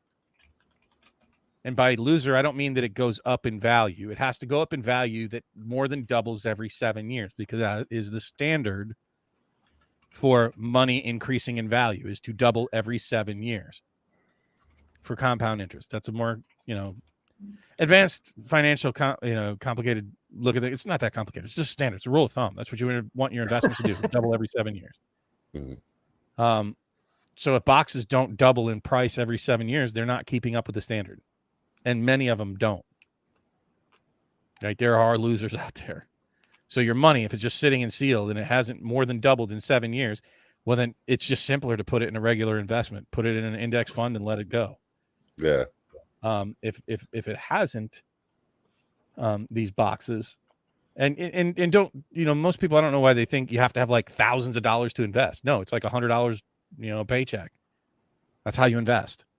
And over time it grows. And over 7 years, it doubles. One of the financial prospects that they tell you, if you're 20 years old, every dollar that you save at 20 years old by retirement is worth $88. So at 88 times is the money in a standard investment. And that's just standard, like index fund style. It's all investment. about delayed gratification. Oh yeah, most people that play Magic fail hard on the marshmallow test. Go look that shit up too. The marshmallow test? Are you seriously not aware of it? No. I'll give you one marshmallow now, but if you wait 10 minutes and I don't give you one now, I'll give you 2 in 10 minutes if you sit and wait. No. The way Most they do people it, are like, fuck that noise, I want to know. No, they put one in front of a kid, right? They put one in front of each kid. If you can look it up, they've done this and they follow the kids through their life. It's been done over many decades. But they put one marshmallow in front of 2 kids. And they say, you can eat it now, or if you wait until I come back and they don't know when the person's coming back, I'll give you another one if you haven't eaten it. Most kids eat it. But the ones that didn't eat it tended to be far more successful in life, period, with all their ventures, no matter which way they went. And there's a test to see, you know, how do you deal with delayed gratification? Golden hands. Which is why, you know, it's the same thing. It's funny. The number one comment I hear every time I show my sealed collection, they're like, I don't know how you can stand not to do that. It's like delayed gratification is why. Do I really need it right now? No. That's why these sit here. Literally sit in front of me. Even though they were a gift, I was like, you know what? I know the value is so low that these things are just meant to. The one high value pack that I pulled out of those mystery boxes was a invasion pack, I think. Never opened that thing. M30, you and I never opened it. Those 2 guys sitting at the table opened it at the table as they were pulling them out of their bags. I'm like, right. Okay. And then they sold the card immediately at one of the vendors. Sure did. I mean, that's the kid that not only ate their marshmallow, but they reached over and snagged the one from the kid next to the other kids too. Like, and that's most of the world. And that's, you know, what's funny though is people want both to eat the marshmallow now, and they want the rewards that the delayed gratification people get in the future as well. Right. And it's the idea of, I want to get all my cards cheap, but I want to sell them for a high price. Right. So we hear that often in our community. It's like, well, those things don't mix, folks. Sorry. That's just the way shit is in life. Yeah, no, that's Magic's definitely in like a weird place for me, which is definitely why I'm expanding into Flesh and Blood as heartily as I am. I'm getting a lot more out of it as far as like interest in the products that are coming out. Like, I'm looking forward to the next set for Flesh and Blood. I'm looking forward to like selling some of my singles or holding on to them, you know, building decks and stuff. At least in Magic, I still have that. Like, I am actually like in the middle of building another deck here, and that's still fun. Playing Commander raids, you know, I'm still having fun with Magic, but a lot of it is definitely in just such a tumultuous point right now that I don't know what to do with it. And realistically, I'm just not happy with a lot of the direction that Wizards of the Coast is pushing their product lines. And I really do worry, and I forget what podcast was talking about it, but with the way that they recently did March of the Machines and how all these planar portals are opening up, I think it's an excuse to keep doing Universes Beyond more so and more so. And it's going to incorporate just more IPs I don't give a shit about. Like when they do I never really gave a shit about the lore in the first place. Like if you look at things like Rocket Launcher, and that's been like since the very beginning. Yeah, there was no unified themes. Mana Flare, what the hell is that picture of? You know, it's just there was no real unified story. That was a thing that got kind of hyped at some point, but it was not really, you know, Amaru Kithkin when it first came out. I didn't give a shit about what her backstory was, or Sarah Angel, or Sengir Vampire. I didn't care. They just came out and ate my face. Thalids, what's the story behind a Thalid? Who cares? But it was the decks that I built, and I don't care about Scute Swarm. I don't care what his backstory is. It's just a gross, busted card that does things I like it to do. Don't care what Tulane did. You know, he's just disgusting. Or Kaikar, or anybody else's, you know, things that are fun to play that are busted, or the Howling Mine. I don't know what the F the Howling Mine is from, and I don't care. Or the Font of Mythos. Doesn't matter to me. I think the story became like a bigger deal, honestly, once like the Planeswalkers came out, and people were like, ooh, story. At any rate, I don't think that matters that much.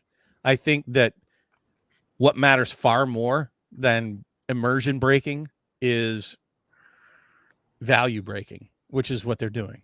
Like that is a much bigger detriment. Like I was saying, you know, I'm sure Matt's game, Ashes of Creation, your LCG, is a fun and fantastic and fine game to play, just like the Lord of the Rings game that I love. But there's no channels for them. Lord of the Rings game, there's no hype. But there's no hype. You enjoyed Star Wars Destiny. I think it was a very solid game. Yeah, Star Wars was a good game. But it died. And these LCGs, they don't have any kind of hype or market, period. But there is hype. There is hype for LCGs like Ashes. They come out with new nothing like Pokemon or Magic nothing like Pokemon Magic the Gathering or Flesh and Blood. Sorry. They're not on TCG Player. They're not on eBay. Well, because they're not a you just buy it all. Right. That's exactly my point. And so it's not as hype in the community. It doesn't generate the buzz. And I would venture a guess that they don't generate anywhere close to the revenue that Magic or Flesh and Blood or Pokemon does. Not even in the same ballpark. I mean, probably not even MetaZoo. Probably not even Cryptic or Sorcery. You know, they're very, very small market shares. Very small. I never even heard of Cryptic. Okay. You know, cool. I get it. But don't worry, that trend's going to continue. Probably. It's definitely flashing Cryptic. Yeah. They're going to go the way of Genesis pretty soon. I just don't. It's a pretty hard market to break into. Mm-hmm. And realistically, I think Lorcana is going to be able to just do it with a big sledgehammer made of gold. We'll see. I mean, I have my doubts, but I'm much more willing to risk the biscuit on Lorcana than on many of these other MetaZoos, right? I think that it has much more promise of being stable and sustainable than these other fly-by-nights that come out. At any rate, I don't know where Magic's going to go. I don't know how they fix it at this point. But my advice to everybody, and I'll give this solid advice, and you said you didn't know what to do. I know what I'm going to do. And just like any time that there's a storm, and this is, in my opinion, this is a hurricane blowing. This is, in the world of Magic, this is a typhoon blowing through and devastating and wrecking. And it's just non-stoppable for now. And then you just hunker down. You be smart about it. You don't stand out you don't have hurricane parties drinking beer out on the fucking beach. Hell yeah, hurricane party, let's go. You know, you be a little smarter, hunker down, and in terms. So what does that mean? Shit all of a sudden, instead of an analogy, instead of a whatever whatever you call it. What does that mean in Magic terms? It means buy very little. Be selective. Yeah, fucking preach, bro. Get only what you need to play with right now or feel you really need to open for your own purposes. It is not a time to invest heavy into products that when the singles have that graph that Pat was showing and over and over and over and over again, it's so the sad. seal won't be far behind it, right? Yeah. It can't sustain, especially with the amount that they're printing. Definitely buy singles, and actually for our channel, hello MPC again. We're blowing the horn for you. Yo, for real. Buy proxies for anything that's like $5 and over. Just start writing a list down.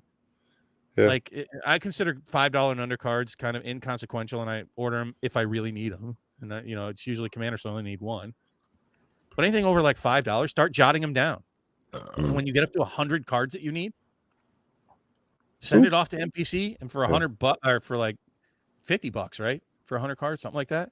Not even 38 for a full Commander deck, and that's shipped. God, now I want to play Commander raids. As much as I say and I poo-poo about the value of cards and me not caring, I will say it does feel bad buying a Phyrexian OB1 case at $88 a box, which is cheaper than you can get anywhere else, pretty much, shipped to your door, and that includes tax, and opening it and losing money still. And still losing money. On multiple boxes. Bob opened one, we lost money. I opened one with him, lost money. I opened another one, lost money. And I'm like, I opened another one, too. I only kept one of them, and we lost money. I figured the reason why I opened another box is because I was like, maybe it was just a bad box. Maybe the rest of the case has value. And so far, no. Unfortunately, it's almost impossible. What I'm saying by hunker down is don't buy what you don't need, right? Like just cracking boxes just because is a terrible idea. I think that like a hyperbolic, set to experience that with is going to be Aftermath. Like, I don't even know if I would want to open a single pack, to be quite honest. It just feels bad at the prices that they are. They're more expensive than standard packs, actually. You know what? Honestly, I might just go down to my store. Singles. Okay. I think this is wait 3 months. Wait 3 months. No, I'm thinking like as a fun video, look at the current market price of the one card I want and go to my LGS and open packs one at a time until I get the card I want and see what, you know what I mean? Fat wallet. Well, no, like realistically, if you're talking about for March of the Machine Aftermath? Yeah. With the epilogue. I just you could end up having a time spiral moment, Pat. You do realize that, right? Well, there was a video that Jake and Joel just released. Money. It was funny because like on Cardboard Conversations, I did exactly that with Time Spiral. I had a single pack, one of those blister packs, and I'm like, watch, I'm going to prove my point. Time Spiral, everybody loves it. Great set, but it's going to lose money. It's a $10 pack. I opened it up and I hit a retro foil in it. I was like, oh, okay, that's super rare. That's one in a box. This doesn't count. I was like, you could have that moment, Pat, where you say, look, I want to get a Nissa. How much is it going to cost me to get a retro Nissa? And then you open it in the first pack for $3. You go, well, that's not realistic. That's not going to happen most of the time. No, not even a retro, just any Nissa. Just boom. Yeah. I figure 3-4 packs. That's probably, about what it'll end up. Probably all it'll take. But for the Nissas, I mean, I think that they're, but see, I would wait because the prices on the packs aren't going to go down, but the prices on the cards in them are. I would say in 3 months, do that when they've settled quite a bit. And as few cards as there are in the set, I think it's going to settle super fast. I really do. I think they're going to bottom out within 3 months. That's where I would target it. When Commander Masters comes out, then start shopping your Aftermath singles. There was a video that just came out on Jake and Joel's channel. They're another YouTube content creator. If you're not familiar with them, go check them out. They're good dudes. It was Jake. He released a story about expeditions and his venture of trying to pull for them. He did a pre-release. I'll just sum it up real quick, but I definitely go watch it. He goes through in like detail, like what the cards were worth, his mind process, how much he spent in a year. Like, it's a wild story. But TLDR, he was at a pre-release and he opened an expedition in one of his packs, and he was like, "This is amazing. I love this." And then that sparked this idea in his head to just keep opening packs to hunt these expeditions. But then it went down a year-long rabbit hole. So well, that's the gambler's fallacy. That's what WotC preys upon, right? Well, honestly, his thing was like there isn't that anymore. You can't open draft boxes and hope to hit that lottery ticket.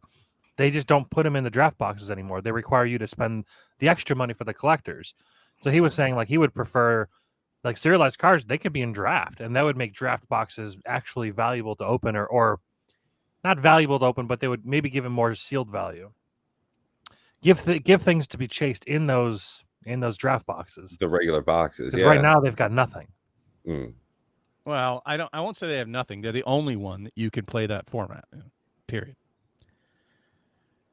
Sorry, it is. The only way you can draft is a draft box. Don't even go there with your Rochester stupid draft from sets. That's the terrible idea. It's so good. Winchester, whatever. Nobody effing plays it anywhere, anytime, at all. I don't care. There's lots of fun games that people don't play. Looking at you, Star Wars Destiny. Sorry, it's just it's a terrible idea. Anyways, do you guys want to play? We've been talking an hour and a half, almost 2 hours. Play what? You can say no. I'll Commander Race? I'll play a game. I'm down for a game or two. Benson, you still around? Feel like playing? Are you the one person out there? He might be. I gotta turn the fan on him. Actually, kind of moist. Uh-oh. I have my central air on. It's nice and cold. It's well, my thing's out of batteries. Apparently, it's like 65 in here probably. And we don't have to play online either. I mean, we can just play offline. I don't care. Or we can keep streaming. Whatever you want to do, Patrick. I'll have to switch cameras. Yep. I'll have to change my setup. I am excited. I got some new toys. My Magic budget is going towards lawn equipment.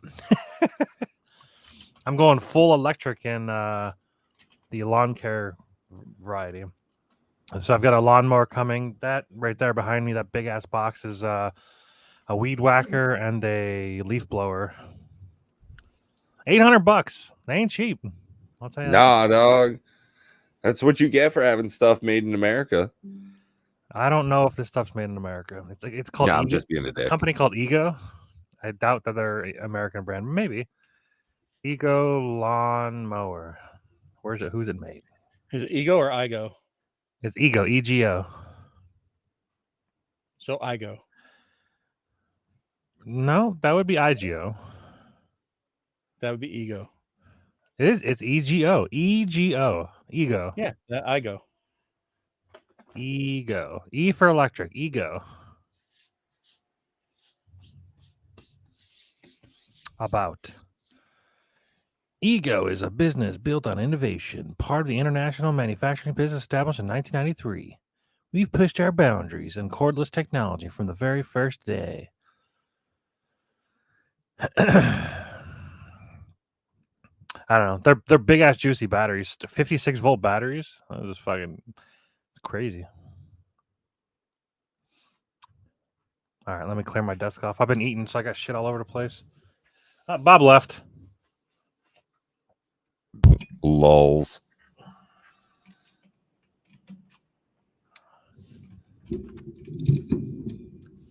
Mm-hmm.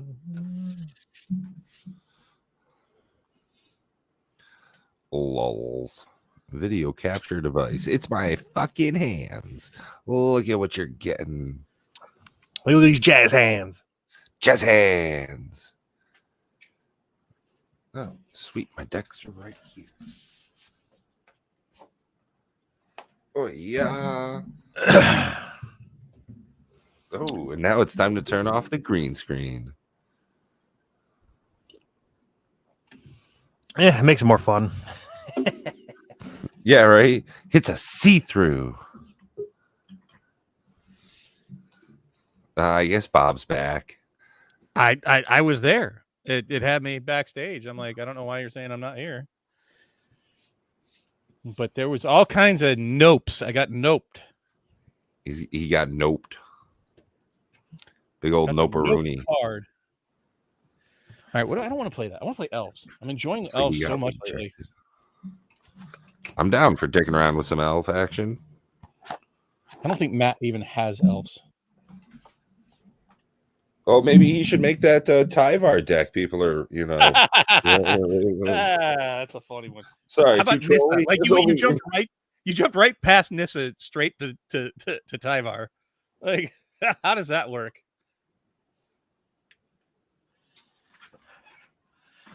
Yeah, I'm not a big fan of Tyvar. Like, I just think it's a terrible slow mechanic. Like I think it'd be okay in the 99 of this deck, right? Like, I think it's a fine addition. I don't have a problem with that. Now I'm gonna play my league deck for this month. Good for you. So let's walk through anybody, and you can record this separately, Pat. Let's just walk people through gameplay of Commander Raids. They'll figure it out. What? No, I'm saying they'll figure it out. It's not that yeah, fuck them. No. No, we can get extra mileage at it. Why not? Why not recycle, reuse, remultiply? Yeah, no, that's. So for those who aren't familiar with Commander Raids is a PvE cooperative format. That's right. So you're playing Magic with other players instead of against them.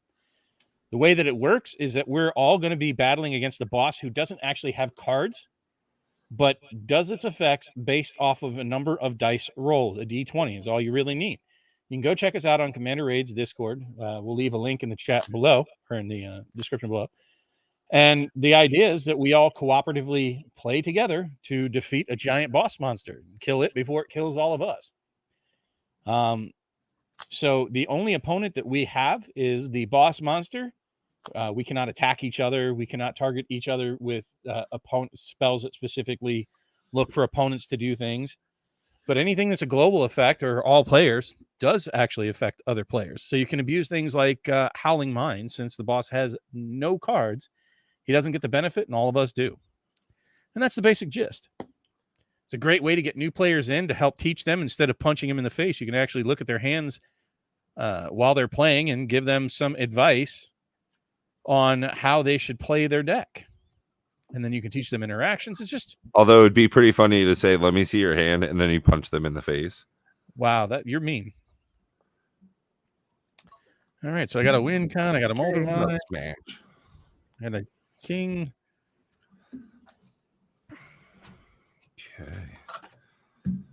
Okay. This would be great. Incubation Druid with the Tyvar. Yeah, like I said, there are cards that are good with it. It's just, I don't know. It's underwhelming, to say the least. It doesn't win the game. It just kind of helps you win more. Ooh. Whoa, yeah, it's definitely a win more commander. It's not a mechanic to build around. Nice proxy, brother. What are you talking about? It's a real deal, bro. Only the best proxies. That's because I shop at MakePlayingCards.com. Not a sponsor, want a sponsor. Look at how good NPC makes their proxies. It's just impressive. That is legit, though. They actually don't. But they will not print the backing of the Magic cards. You might be able to sneak them in there, but from my friend, he tried to have something that was close to it, and they're like, "Nah, it's too close." Order rejected. Yeah. Yep, they rejected his order. No, you do like I did with the dual lands. Do I have one of those? I don't know where I put them. I'm somewhere. So I won my first week with this Urza deck. I had quite a impressive field, but I also did a little bit of politicking as well. There was a guy that had an Aura Shards on the field, and I'm playing a fucking artifact deck, so I was like, "Oh, this is not great." But there was another opponent that was playing a mill deck, and he hated mills, so I just kept poking him. I'm like, "He's gonna keep milling us if you don't get rid of that." Right. So instead of getting rid of my stuff, he got rid of the other guy's stuff a bunch. Like, yeah, there you go. I am ready to rock. I got a pretty solid hand. I don't know where I have those dual lands, but I basically printed beta dual lands in foil, double-sided. Hmm. And people seem to like them a lot. I don't ever see Matt playing with his. I have him in my my one deck. Uh-oh. What's it called? I don't know if I should keep this hand, guys. I actually have no green mana. Oh, well, that's a bugger. Okay, Yeah, I just realized that. I can't keep that. In an elf deck, got to start with some green mana. All right, so we're going to play standard mode, I assume? That's what I was just about to ask. So we're looking at 90 then. Because I don't know if this elf deck is good enough to play against the hard mode. This is a $250 budget Urza deck. It doesn't have any combos in it, so standard is fine. I got to pull that up. I got to pull the rules. Pull it up. Pull it up, pull it up, pull it up. Oh, Gundren Rockseeker, Dwarf Seeker, Rockseeker Brothers, Nundro and Therden, Barthen's Provisions, Thugs and Fandle, and the Red Brand, Wave Echo Cave, Forge of Spells, Coblin Stonehill, Black Spider, Cragmaw Castle, and Iarno, Wizard, Sildar's Friend. Yep. Those are not the rules. Nope. Those are not the rules. No, but I'm really looking forward to next Wednesday. I had a great time last week. Well, this week, I guess, technically. Yeah. This past week would be probably the best way to phrase that. Our last What you like? fun. You like playing with Salty Bob? I mean, it was the first half. I didn't know what was up, and then was like, he's gotten his ass kicked a bunch of the session. But then after that, once you were in the fight and shooting holes. You mean actually was able to fight? Yeah. You definitely, perked right up. So I think it's not that you didn't enjoy playing with us; it's that you didn't enjoy what the session was, bringing. No. So, No, I enjoy playing with you guys. I get it's that. just I was frustrated at it's brutalness. I guess I'll keep it a 2-land hand. That's a terrible idea, but yeah, I'm ready. I'm ready to rock out my socks out. All right, we are good to go. I'm gonna go ahead, draw for turn. Ooh, I like it. I like you. I'll throw out a command tower, tap the command tower for Fyndhorn Elves, and then I'll go ahead and pass it over to Matt. So, by the way, I learned today that Alex will not be joining us in Gen Con. Oh, yeah, I think I had seen that there when he was talking about that a bit. Uh-oh. This is not good, folks. Not good at all. And I'll play a Foul Orchard tapped, and I will pass. And that is the close of round one. I'll go ahead, untap my command tower. Totes. Part of the cards. I freaking like it. I'll throw out a forest. I'll tap command tower, forest, and Fyndhorn Elves for Marwyn the Nurturer. And then I will pass turn. I like that. I like that. I like that. Pass. Uh-oh. Untap. Heart of the cards. Uh-oh. Looking really bad. Play a forest. Pass. That's not good. Oh, that's the close of round two. Who wants to do the 15? Destroy target artifact with the highest CMC. Cool story, bro. I can work with that. I have 2 artifacts on the field. Both of them are indestructible. Suck it. I'll draw for turn. Num. I'll go ahead. I'll throw out a Yavimaya Coast. And I will go ahead. See, that's one. Cool. I guess it doesn't matter. Does it? Yeah. Okay. Yeah. I'll tap command tower, forest, and Fyndhorn Elves, and play Edric. That's gonna get me a 1 on Marwyn. I'll go ahead and tap the Marwyn for 2. Doesn't really matter. Play Wirewood Symbiote, and then I will pass that turn. Pass that turn. Do do do do do. Do do do do. Pass that turn. Make your mama burn. Felwar Stone, Spellskite, pass. All right. Heart of the cards, my friends, my beauties, my babies. Heart of the cards. That doesn't look like a land. Yeah, it's definitely not like It was a swamp. Oh, you got it. You got a land. Oh. Just like fell out of his hand. I'm deciding whether or not I play Herald or whether I play the Wood Elves. I think the Wood Elves is the right play. Yeah, get more land. Yeah. Mana. It can't fuck with our lands, man. So yeah, Yeah, I mean that's where I go. I put the Wood Elves out, and I will go search for a forest card.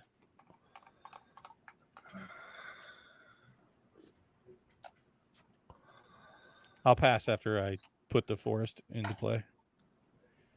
All right, and that will get us to round 3. I'll give it a roll. Give it a roll. I keep rolling off the side. There we go. 18. 18. 18 is each opponent exiles their graveyard and drains 1+ DR. I have 0 graveyard. Same. So we all just drain 1. Drain 2 life each. So it is up to 96, and I am down to 38. Is that really the only? Like, I can work with that real hard. I need to go get the whatever the. Isn't it there? Isn't there like a Wood Hills one? What's the Wood Hills one that counts as a Wooded Foothills? That's a fetch land. And draw. No. There's a there's a black green land that's swamp forest. It's like the one that Woodland Cemetery, but that's not a fetchable one. Overgrown Tomb is what you're looking for. Oh no, there's one that counts as a forest and a swamp. Yeah, Overgrown Tomb. Yeah. I have that in here. I am just going to swing out like a bad mama jamma. 2, 3, 4, 5, 6 damage brings it back down to 90. That nets me 4 cards. 1, 2, 3, 4. I like those things. What I'll do at this point is I'll go ahead and tap Command Tower and 2 forests for harvest season. Search my library for X basic land cards, where X is the number of tapped creatures I control. So 4. I'll grab out 4 basics, put them on the battlefield tapped, and pass my turn. 1, a 2, boom, a 3. Yeah, I guess I don't have it in here. A 4. 2/4. Harvest season is such a good card. There's a pass. All right. Yeah, Harvest season's a good one. Oh boy. I get a construct. All right, untap.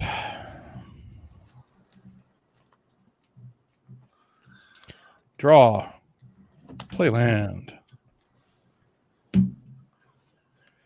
Play Beast Whisperer.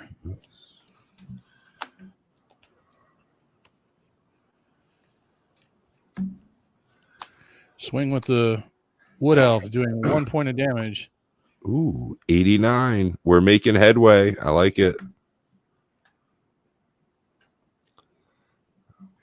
And I draw a card for that, which is a Soul Ring. Yeah. I'm going to go ahead and tap and put that into play. No reason not to. I have no other play, so I was going to reach for space bar. I pass a turn. That's turn what? Turn 4. 4. Okay. Let me go ahead. I'll take part of this action with a 12. 12 is flyers. So 3 flyers. 3/2/2 Death Touchers that we have to swing into this turn.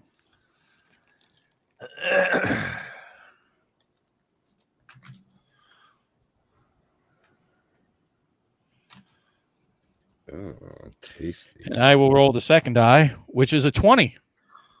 Oh, well, that's way better. I'm going to draw a card. I'll put a land in the battlefield tapped. It'll be Simic Growth Chamber, bouncing an island back to my hand. I drew one.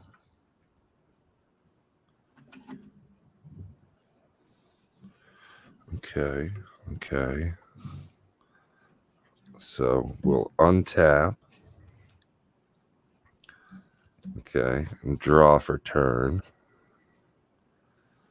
I'll play an island. That's a good start.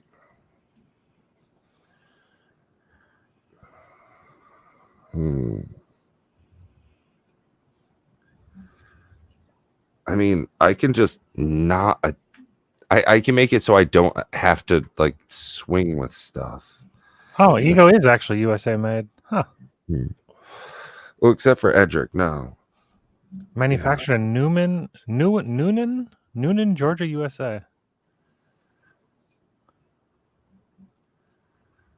Oh, but their parent Whatever. company's in Chevron, some China. Okay. Well, let's start with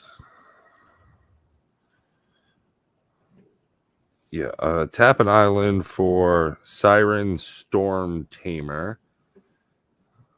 Go ahead, tap a Findhorn Elves for 1. Yavimaya for a colorless. Simic Growth Chamber for 2 more for Immaculate Magistrate. That'll trigger Marwyn to go up 1. So that's 3. Okay. Means I just need 1 more. Do that next turn, I guess.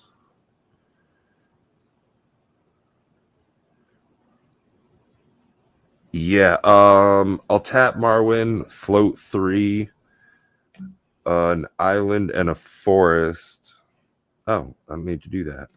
Float 3 off of Marwyn for Staff of Domination. Return an elf I control to its hand. I'll return Marwyn. I just don't want it to die, but I will attack with a bunch of shit. I'm going to wipe the field. Couldn't you have just returned Edric, tap Marwyn for mana?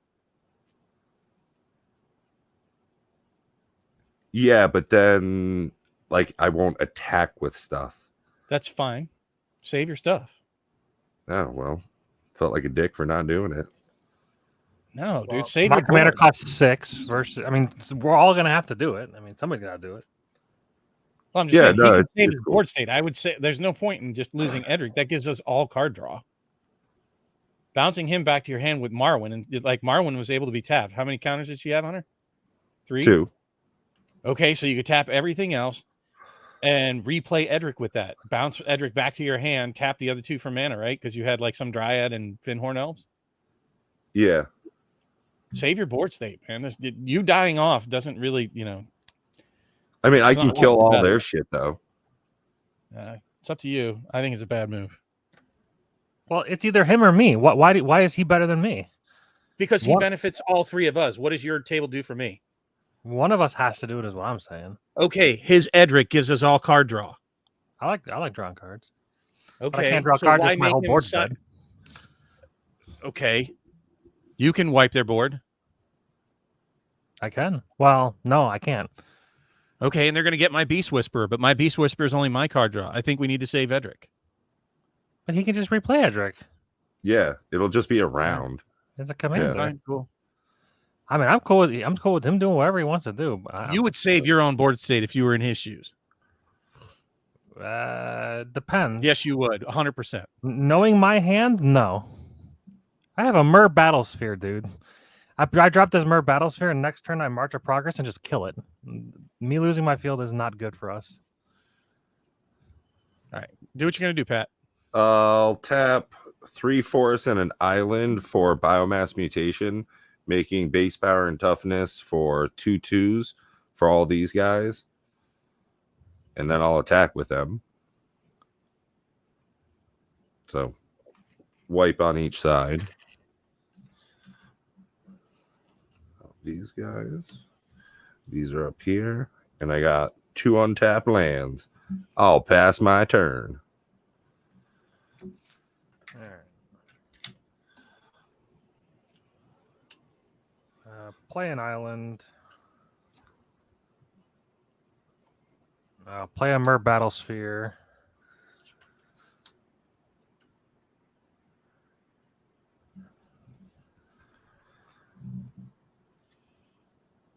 And then I'll go to combat. I'll swing in for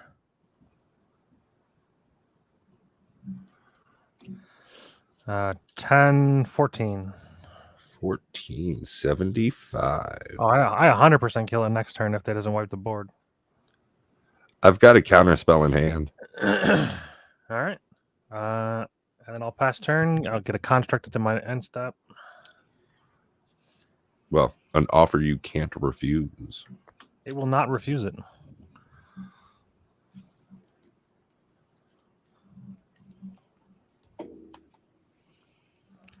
Tap for 4. Lissalana's Huntsmaster, drawing a card from Beast Whisperer. I've already played a land this turn. 4 more.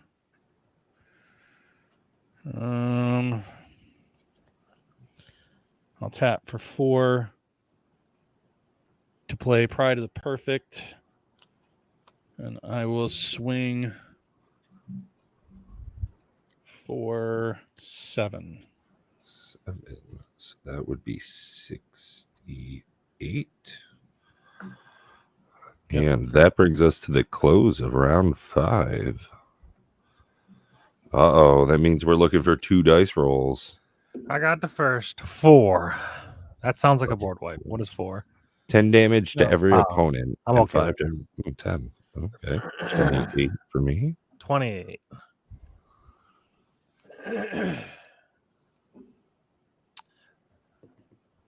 $10. 10. Sacrifice all tokens.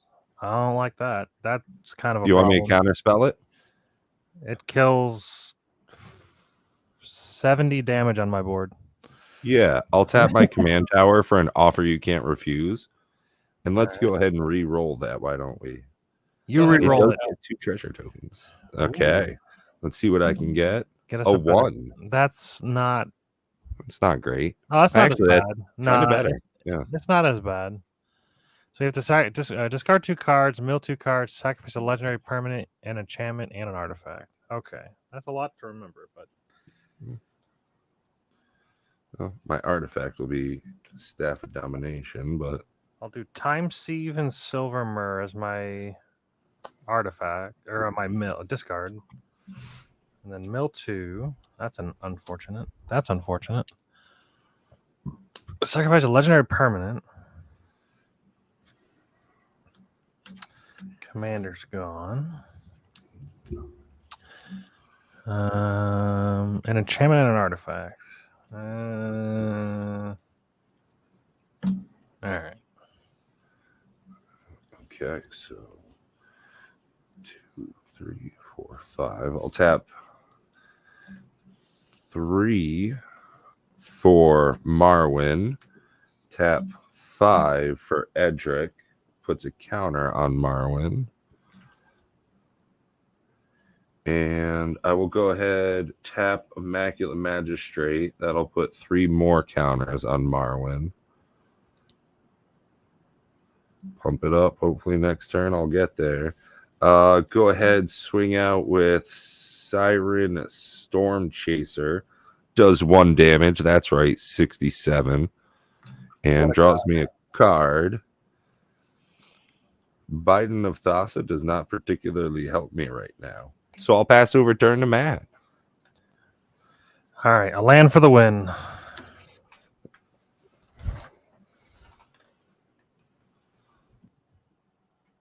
Ha! That's not a land.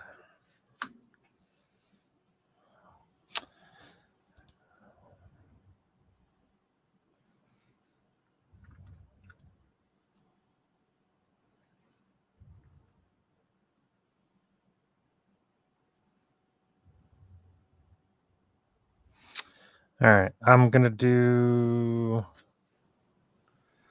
3 for a Sculpting Steel. That'll come in as a copy of Myr Battlesphere. So we'll have 8 of these guys. And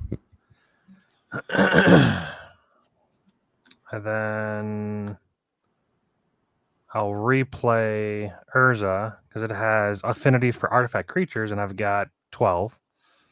So he only costs 3. All right, so I'll go to combat. 1, 2, 3, 11, 12, 13, 14, 15. So I'll swing for 30, 34. Tap these to pump him to make it 42. Leaves it at 25. If I got in a land, I could have made all the mirror these constructs, and made every artifact creature constructs, and then they all become massive. But that's fine. So then I draw. We have Edric, so I draw. Yep, draw one for each critter. 3 cards.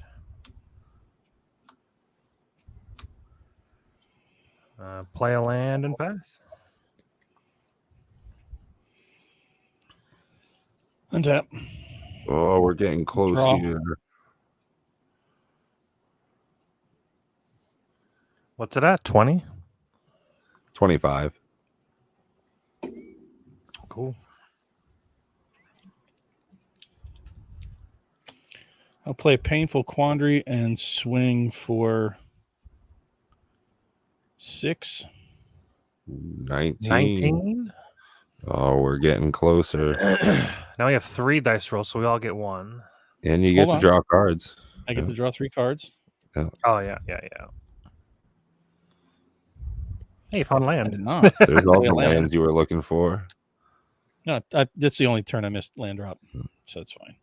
Hey, it helps, though. Now it's the boss's turn. Here we go. 6. So we each get 1. Yep. I'll roll the first one.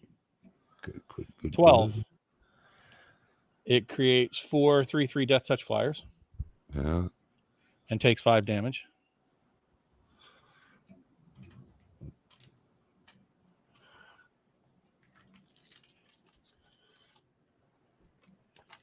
So it's at 14.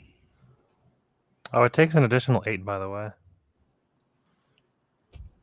Because Mirror Battlesphere says you tap X mirror, where X mirrors you control. If you do, it gets XO until end of turn and deals X damage to the player or planeswalker.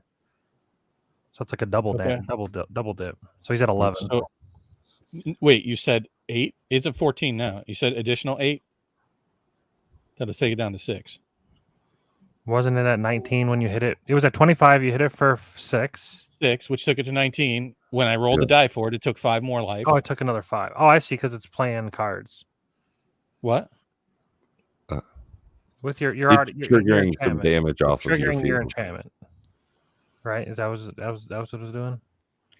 Yeah, it's whenever anybody casts whenever an opponent casts a spell, that player loses 5 life unless they discard a card. It can't discard, so it loses 5 life. So it's dead.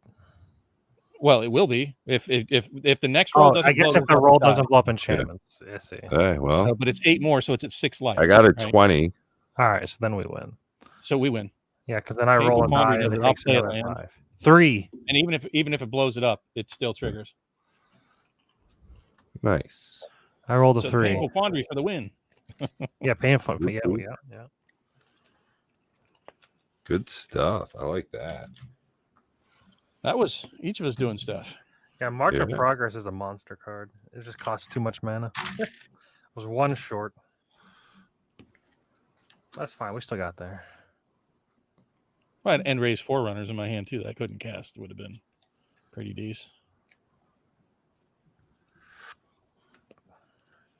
Excellent. Victory. Victory! I like when it's a win. Makes me feel better. I said we And run not, it back. clear blowout, turn 6. There was definitely some back and forth. But we got to play cards. Like the nice Yeah. thing about to me for Commander Raid, the nice thing for me is that it doesn't feel like it feels like everybody's playing Magic. Everybody gets to play Magic unless you're like extremely mana hosed. Hmm. I get you. So I think most people get to at least play their cards, right? Hmm. Which I think was the comment that that Richie Dubs made was that I got to see a good chunk of my deck. I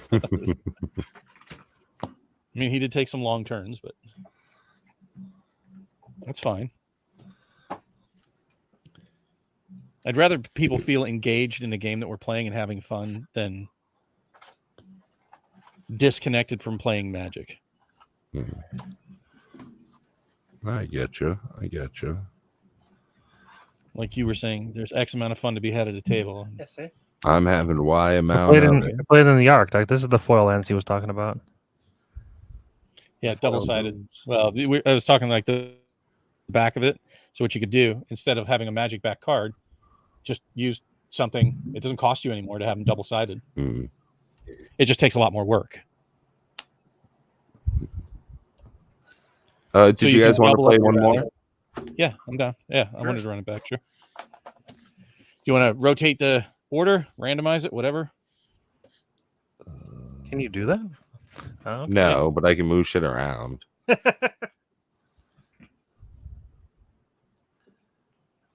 be funny if you moved it right back to exactly the way it was when we started. Whatever. Means it's truly random then. Okay, I think I can play this.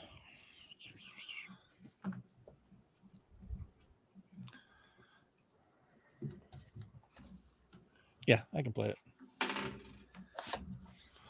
It's funny. I never brought out Lathril. I'd love to bring her out. It's one of the commanders I definitely try to get out ASAP.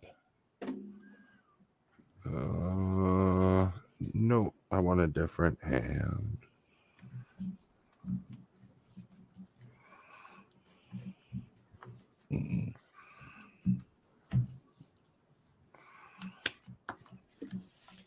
I got all kinds of land cards missing out of this. A one land hand. I'm not doing that. One land's no good. Nope. Two If lands. it's got a and mana also dork, it could be all right. 2 lands you can deal. You can get off to the races. Well, it depends on what else you have. If you got a mana dork and like a rock. 3 islands. Fuck. Whatever. I'm keeping it. You're gonna go for it. At least you're gonna have land drops. Yeah. And Pongify to the bottom. Oh, speaking of one land hands with a mana dork, but it's an Urborg. This hand would be great with a forest. Nature's Lore, Demonic Tutor.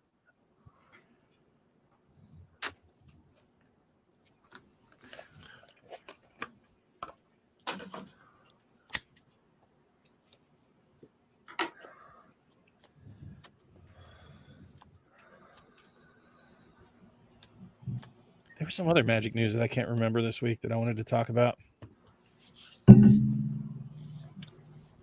In our Sunday D&D group, they're playing the Curse of Strahd campaign, which is a much deadlier campaign than the Lost Mines, because the story it takes place in like this little pocket dimension, and it's a bit more open world than like a normal module would be. A lot of the leads that you get when you're like looking for quests or when you're just like trying to explore, you'll get like little leads and little like tidbits of information. It leads you to like your fucking death if you just follow it. The one that it's like, go check out this chick. She stole our gems, and our gems helps makes the wine. We need those gems back. It's Baba Lysaga. It's like this insanely powerful hag, and they're only level 5. Like, she's got Finger of Death, just straight up kills anybody she points at, and there's no saving throw. You just die if you're below 100 HP. Okay. Oh, that's power word kill. Finger of Death might actually have a saving throw, but either way, the fact that she has 9th level spells is not something a party of level 5 players should go against. But that's where they're gonna go next, and I'm like, okay, well, hopefully they don't watch this show. Yeah. I think they know, but we'll see. Wow, a 0 land hand. Excellent. This is a landfall deck. That shouldn't really ever happen.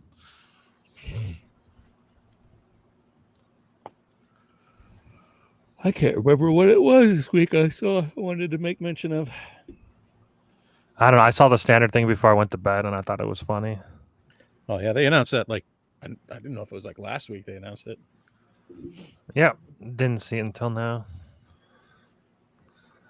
But when they announced it, I was like, wow, what a, like, in my opinion, opposite direction of what's going to help fix standard. I think it's going to make it worse. I'm going to make another drink. I'll be right back. Now you get to deal with Scute Swarm Mutate for 3 years. And Fable the Mirror Breaker, and Yeah. all right, I can keep this hand, sure.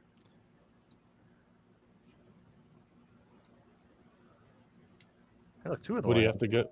What do you have to go down to? You have to put 1 back or 2? Yeah, so just 1. Cyclonic Rift goes to the bottom. Okay. I will go ahead and play Pat's away, because it's just going to be drawing a Crater Hoof and playing a Golgari Guildgate and passing the turn.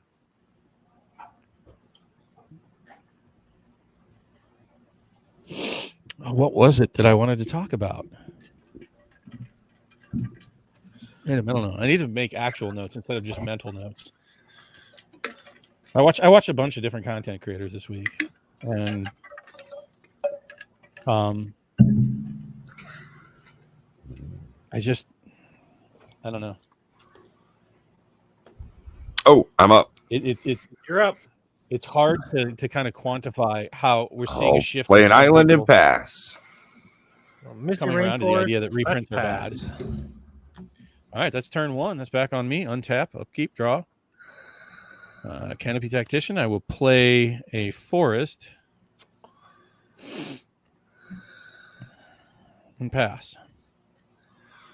Heck yeah, draw for turn. Well, it's something at least. Matter of fact, Another island. Woo! I'll tap the island for Gadul Lurker, and I will pass turn.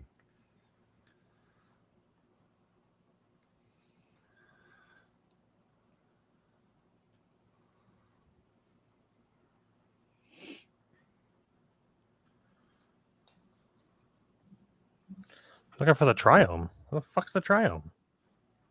In your hand. No.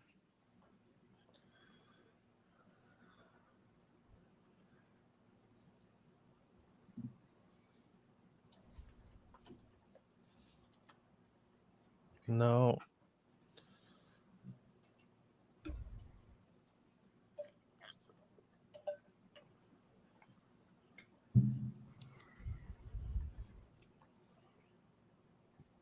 Pardon.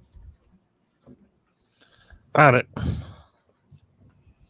That was exciting. All right, Pat, roll it up, buddy. That was my first turn. I haven't even went yet. Oh.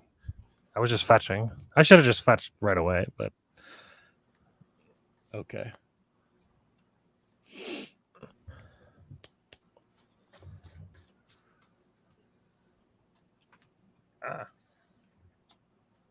All right. Wow, you got both dual lands in your draw hand? That's amazing. Yeah, I have the third one in there too. Tropical Island pass. Sage you if we need it. Now I'll roll. I got a 7, which is it gains 10 life and removes 5 infect. So it's at 100. Cool 100. Hell yeah. Nice. The worst things in the world.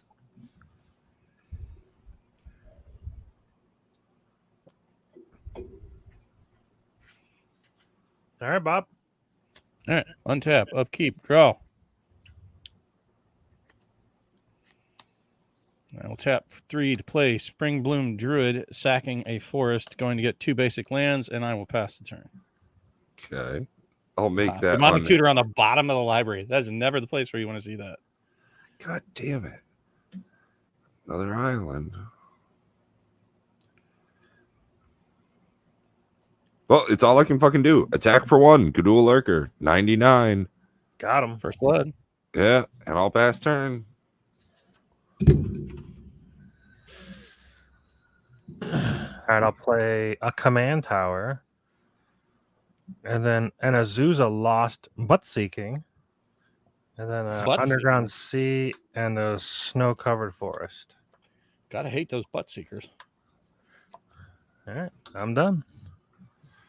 Okay, right. That's the close of round 3. Hit it up, somebody. You want to do it, Matt, or you want me to roll? 16. 16. Sack all artifacts. All artifacts. Cool. Done. I got nothing. None. All right. Untap. Upkeep. Draw. Play. Tap. Lathril, swing. 98. Bottles of beer on the wall. Pass. Don't you get an elf? No. Oh, does Lathrop to swing? Oh Yes. my fucking god. Alright. Well, attack we could do a lurker. Down to 97. Pass turn. I don't have a forest. Do you have a non-basic land? No, dude. I was gonna besage you one of your lands for you, but you don't. It's only non-basic. Aw. Thanks for thinking of me, though. All right. Well. All right. Draw. Yeah, this is one of those rare games that you're not playing. I could play a strip mine and destroy those islands. Yeah, right. Just destroy. Just destroy them. I mean, Well, you can play your strip mine and then besage you yourself and go get more lands. I'll play. Oh, he's only 5. All right, I'll play strip mine then. Then tap 5 for Yarok. And swing for 1. We're just chipping away. 96. I think this is not going to work out well if we keep this pace. All right. I'm going to pick it up a little Pass the turn. Hopefully, I'm going to pick it up. I mean, depending on what happens. If he blows it up, well, then that's bad. It's round 4. We need 2 dice rolls. All right, I'll roll one. Here we go. 18. Oh, Exile a graveyard and graveyard. drain 3 life each. And it gains 9, so that's 105. that just took away 3 turns of damage. And I got a 14. Sack all enchantments. Done. Nothing. Good. And that's the end of that shenanigans. Bob, All you right. are up, sir. Untap. Now we're going to do a little bit more upkeep. Oh, boy. Draw. Play Gaia's Cradle. Destroy it.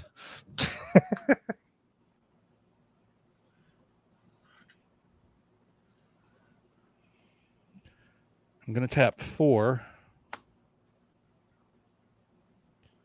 to play Canopy Tactician. I will go ahead tap 4 more to play Ivy Lane Denizen. Wait, hold on. I did that backwards, didn't I? So I'll play the Ivy Lane Denizen first. Then I'll play the Canopy Tactician, putting a +1 on the Ivy Lane. Swing for 5, creating 3 Elf Warrior tokens. There you go. Down to 100. I like it. Getting 3 counters on Ivy Lane Denizen.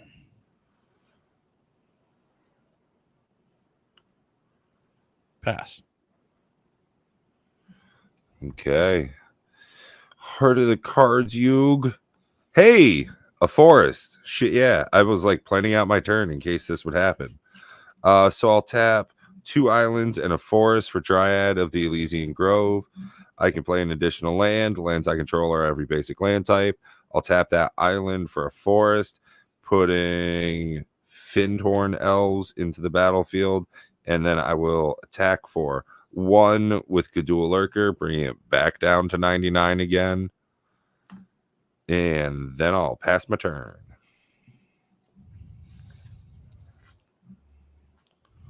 Woo! Got him. I was excited. Come on, good card. Muldrotha is a good card, but I don't have anything in my graveyard, so not quite great.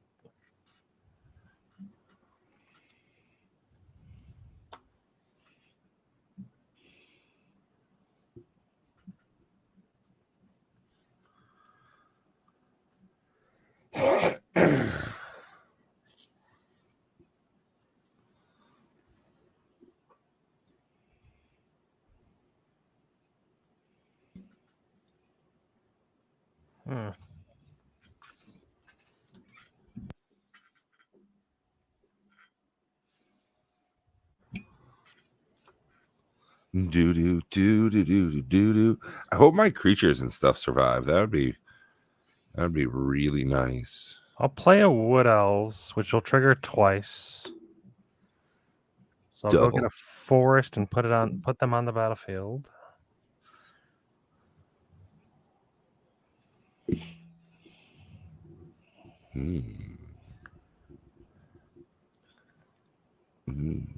Interesting stuff.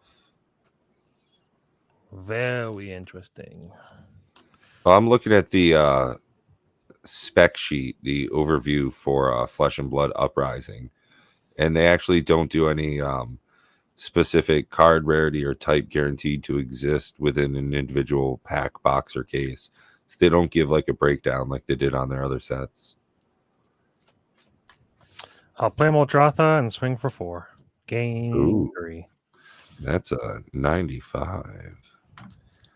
Hot 95. I'll pass a turn. Ooh, round 05. Oh, we're looking for 2 dice rolls, guys. I'll do one. 6. A 6. It gains 10 more life. Oh, god damn it. It's just gonna keep gaining life. This has been a lot of back and forth. All right, Pat, what you got? Roll Okay, it up. let's see. It is a 15.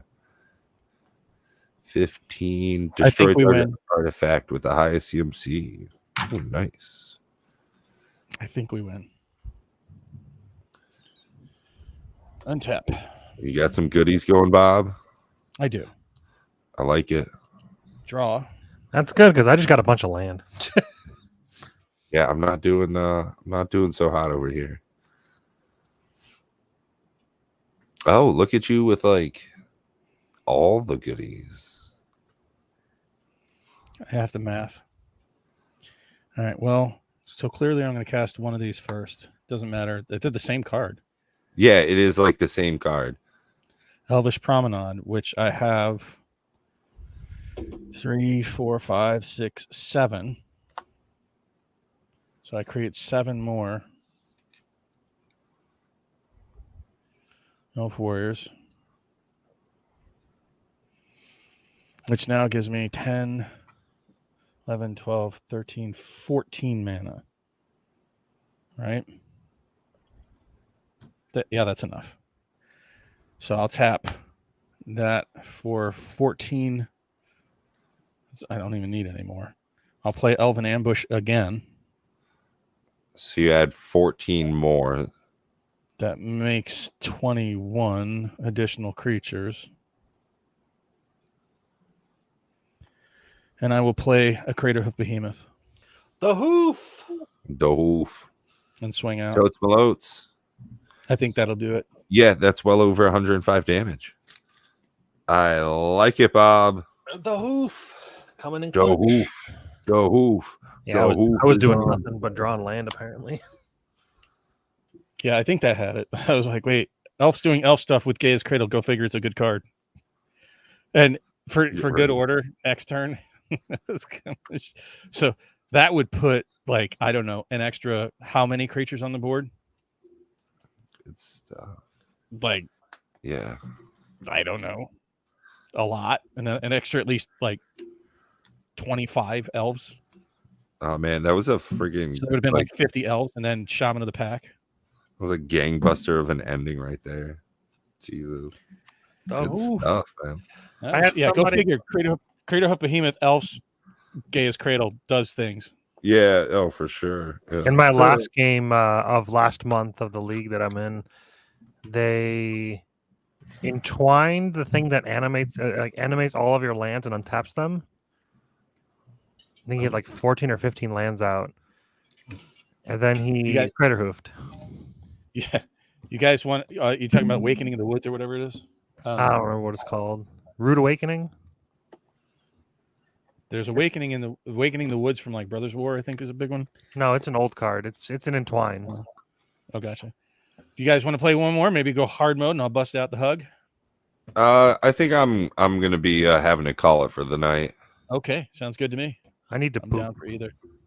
Wow. Okay, thank you Yeah, for that. see, there you go. Well, hey, thank you everybody for joining this evening. As always, Cardboard Conversations, is best when enjoyed with other people. So thank you all for engaging with us this evening, and we hope to see you next week. Yeah. And go try Commander Raids. Go check out our Discord. Yeah. Woo-woo. Lots of fun.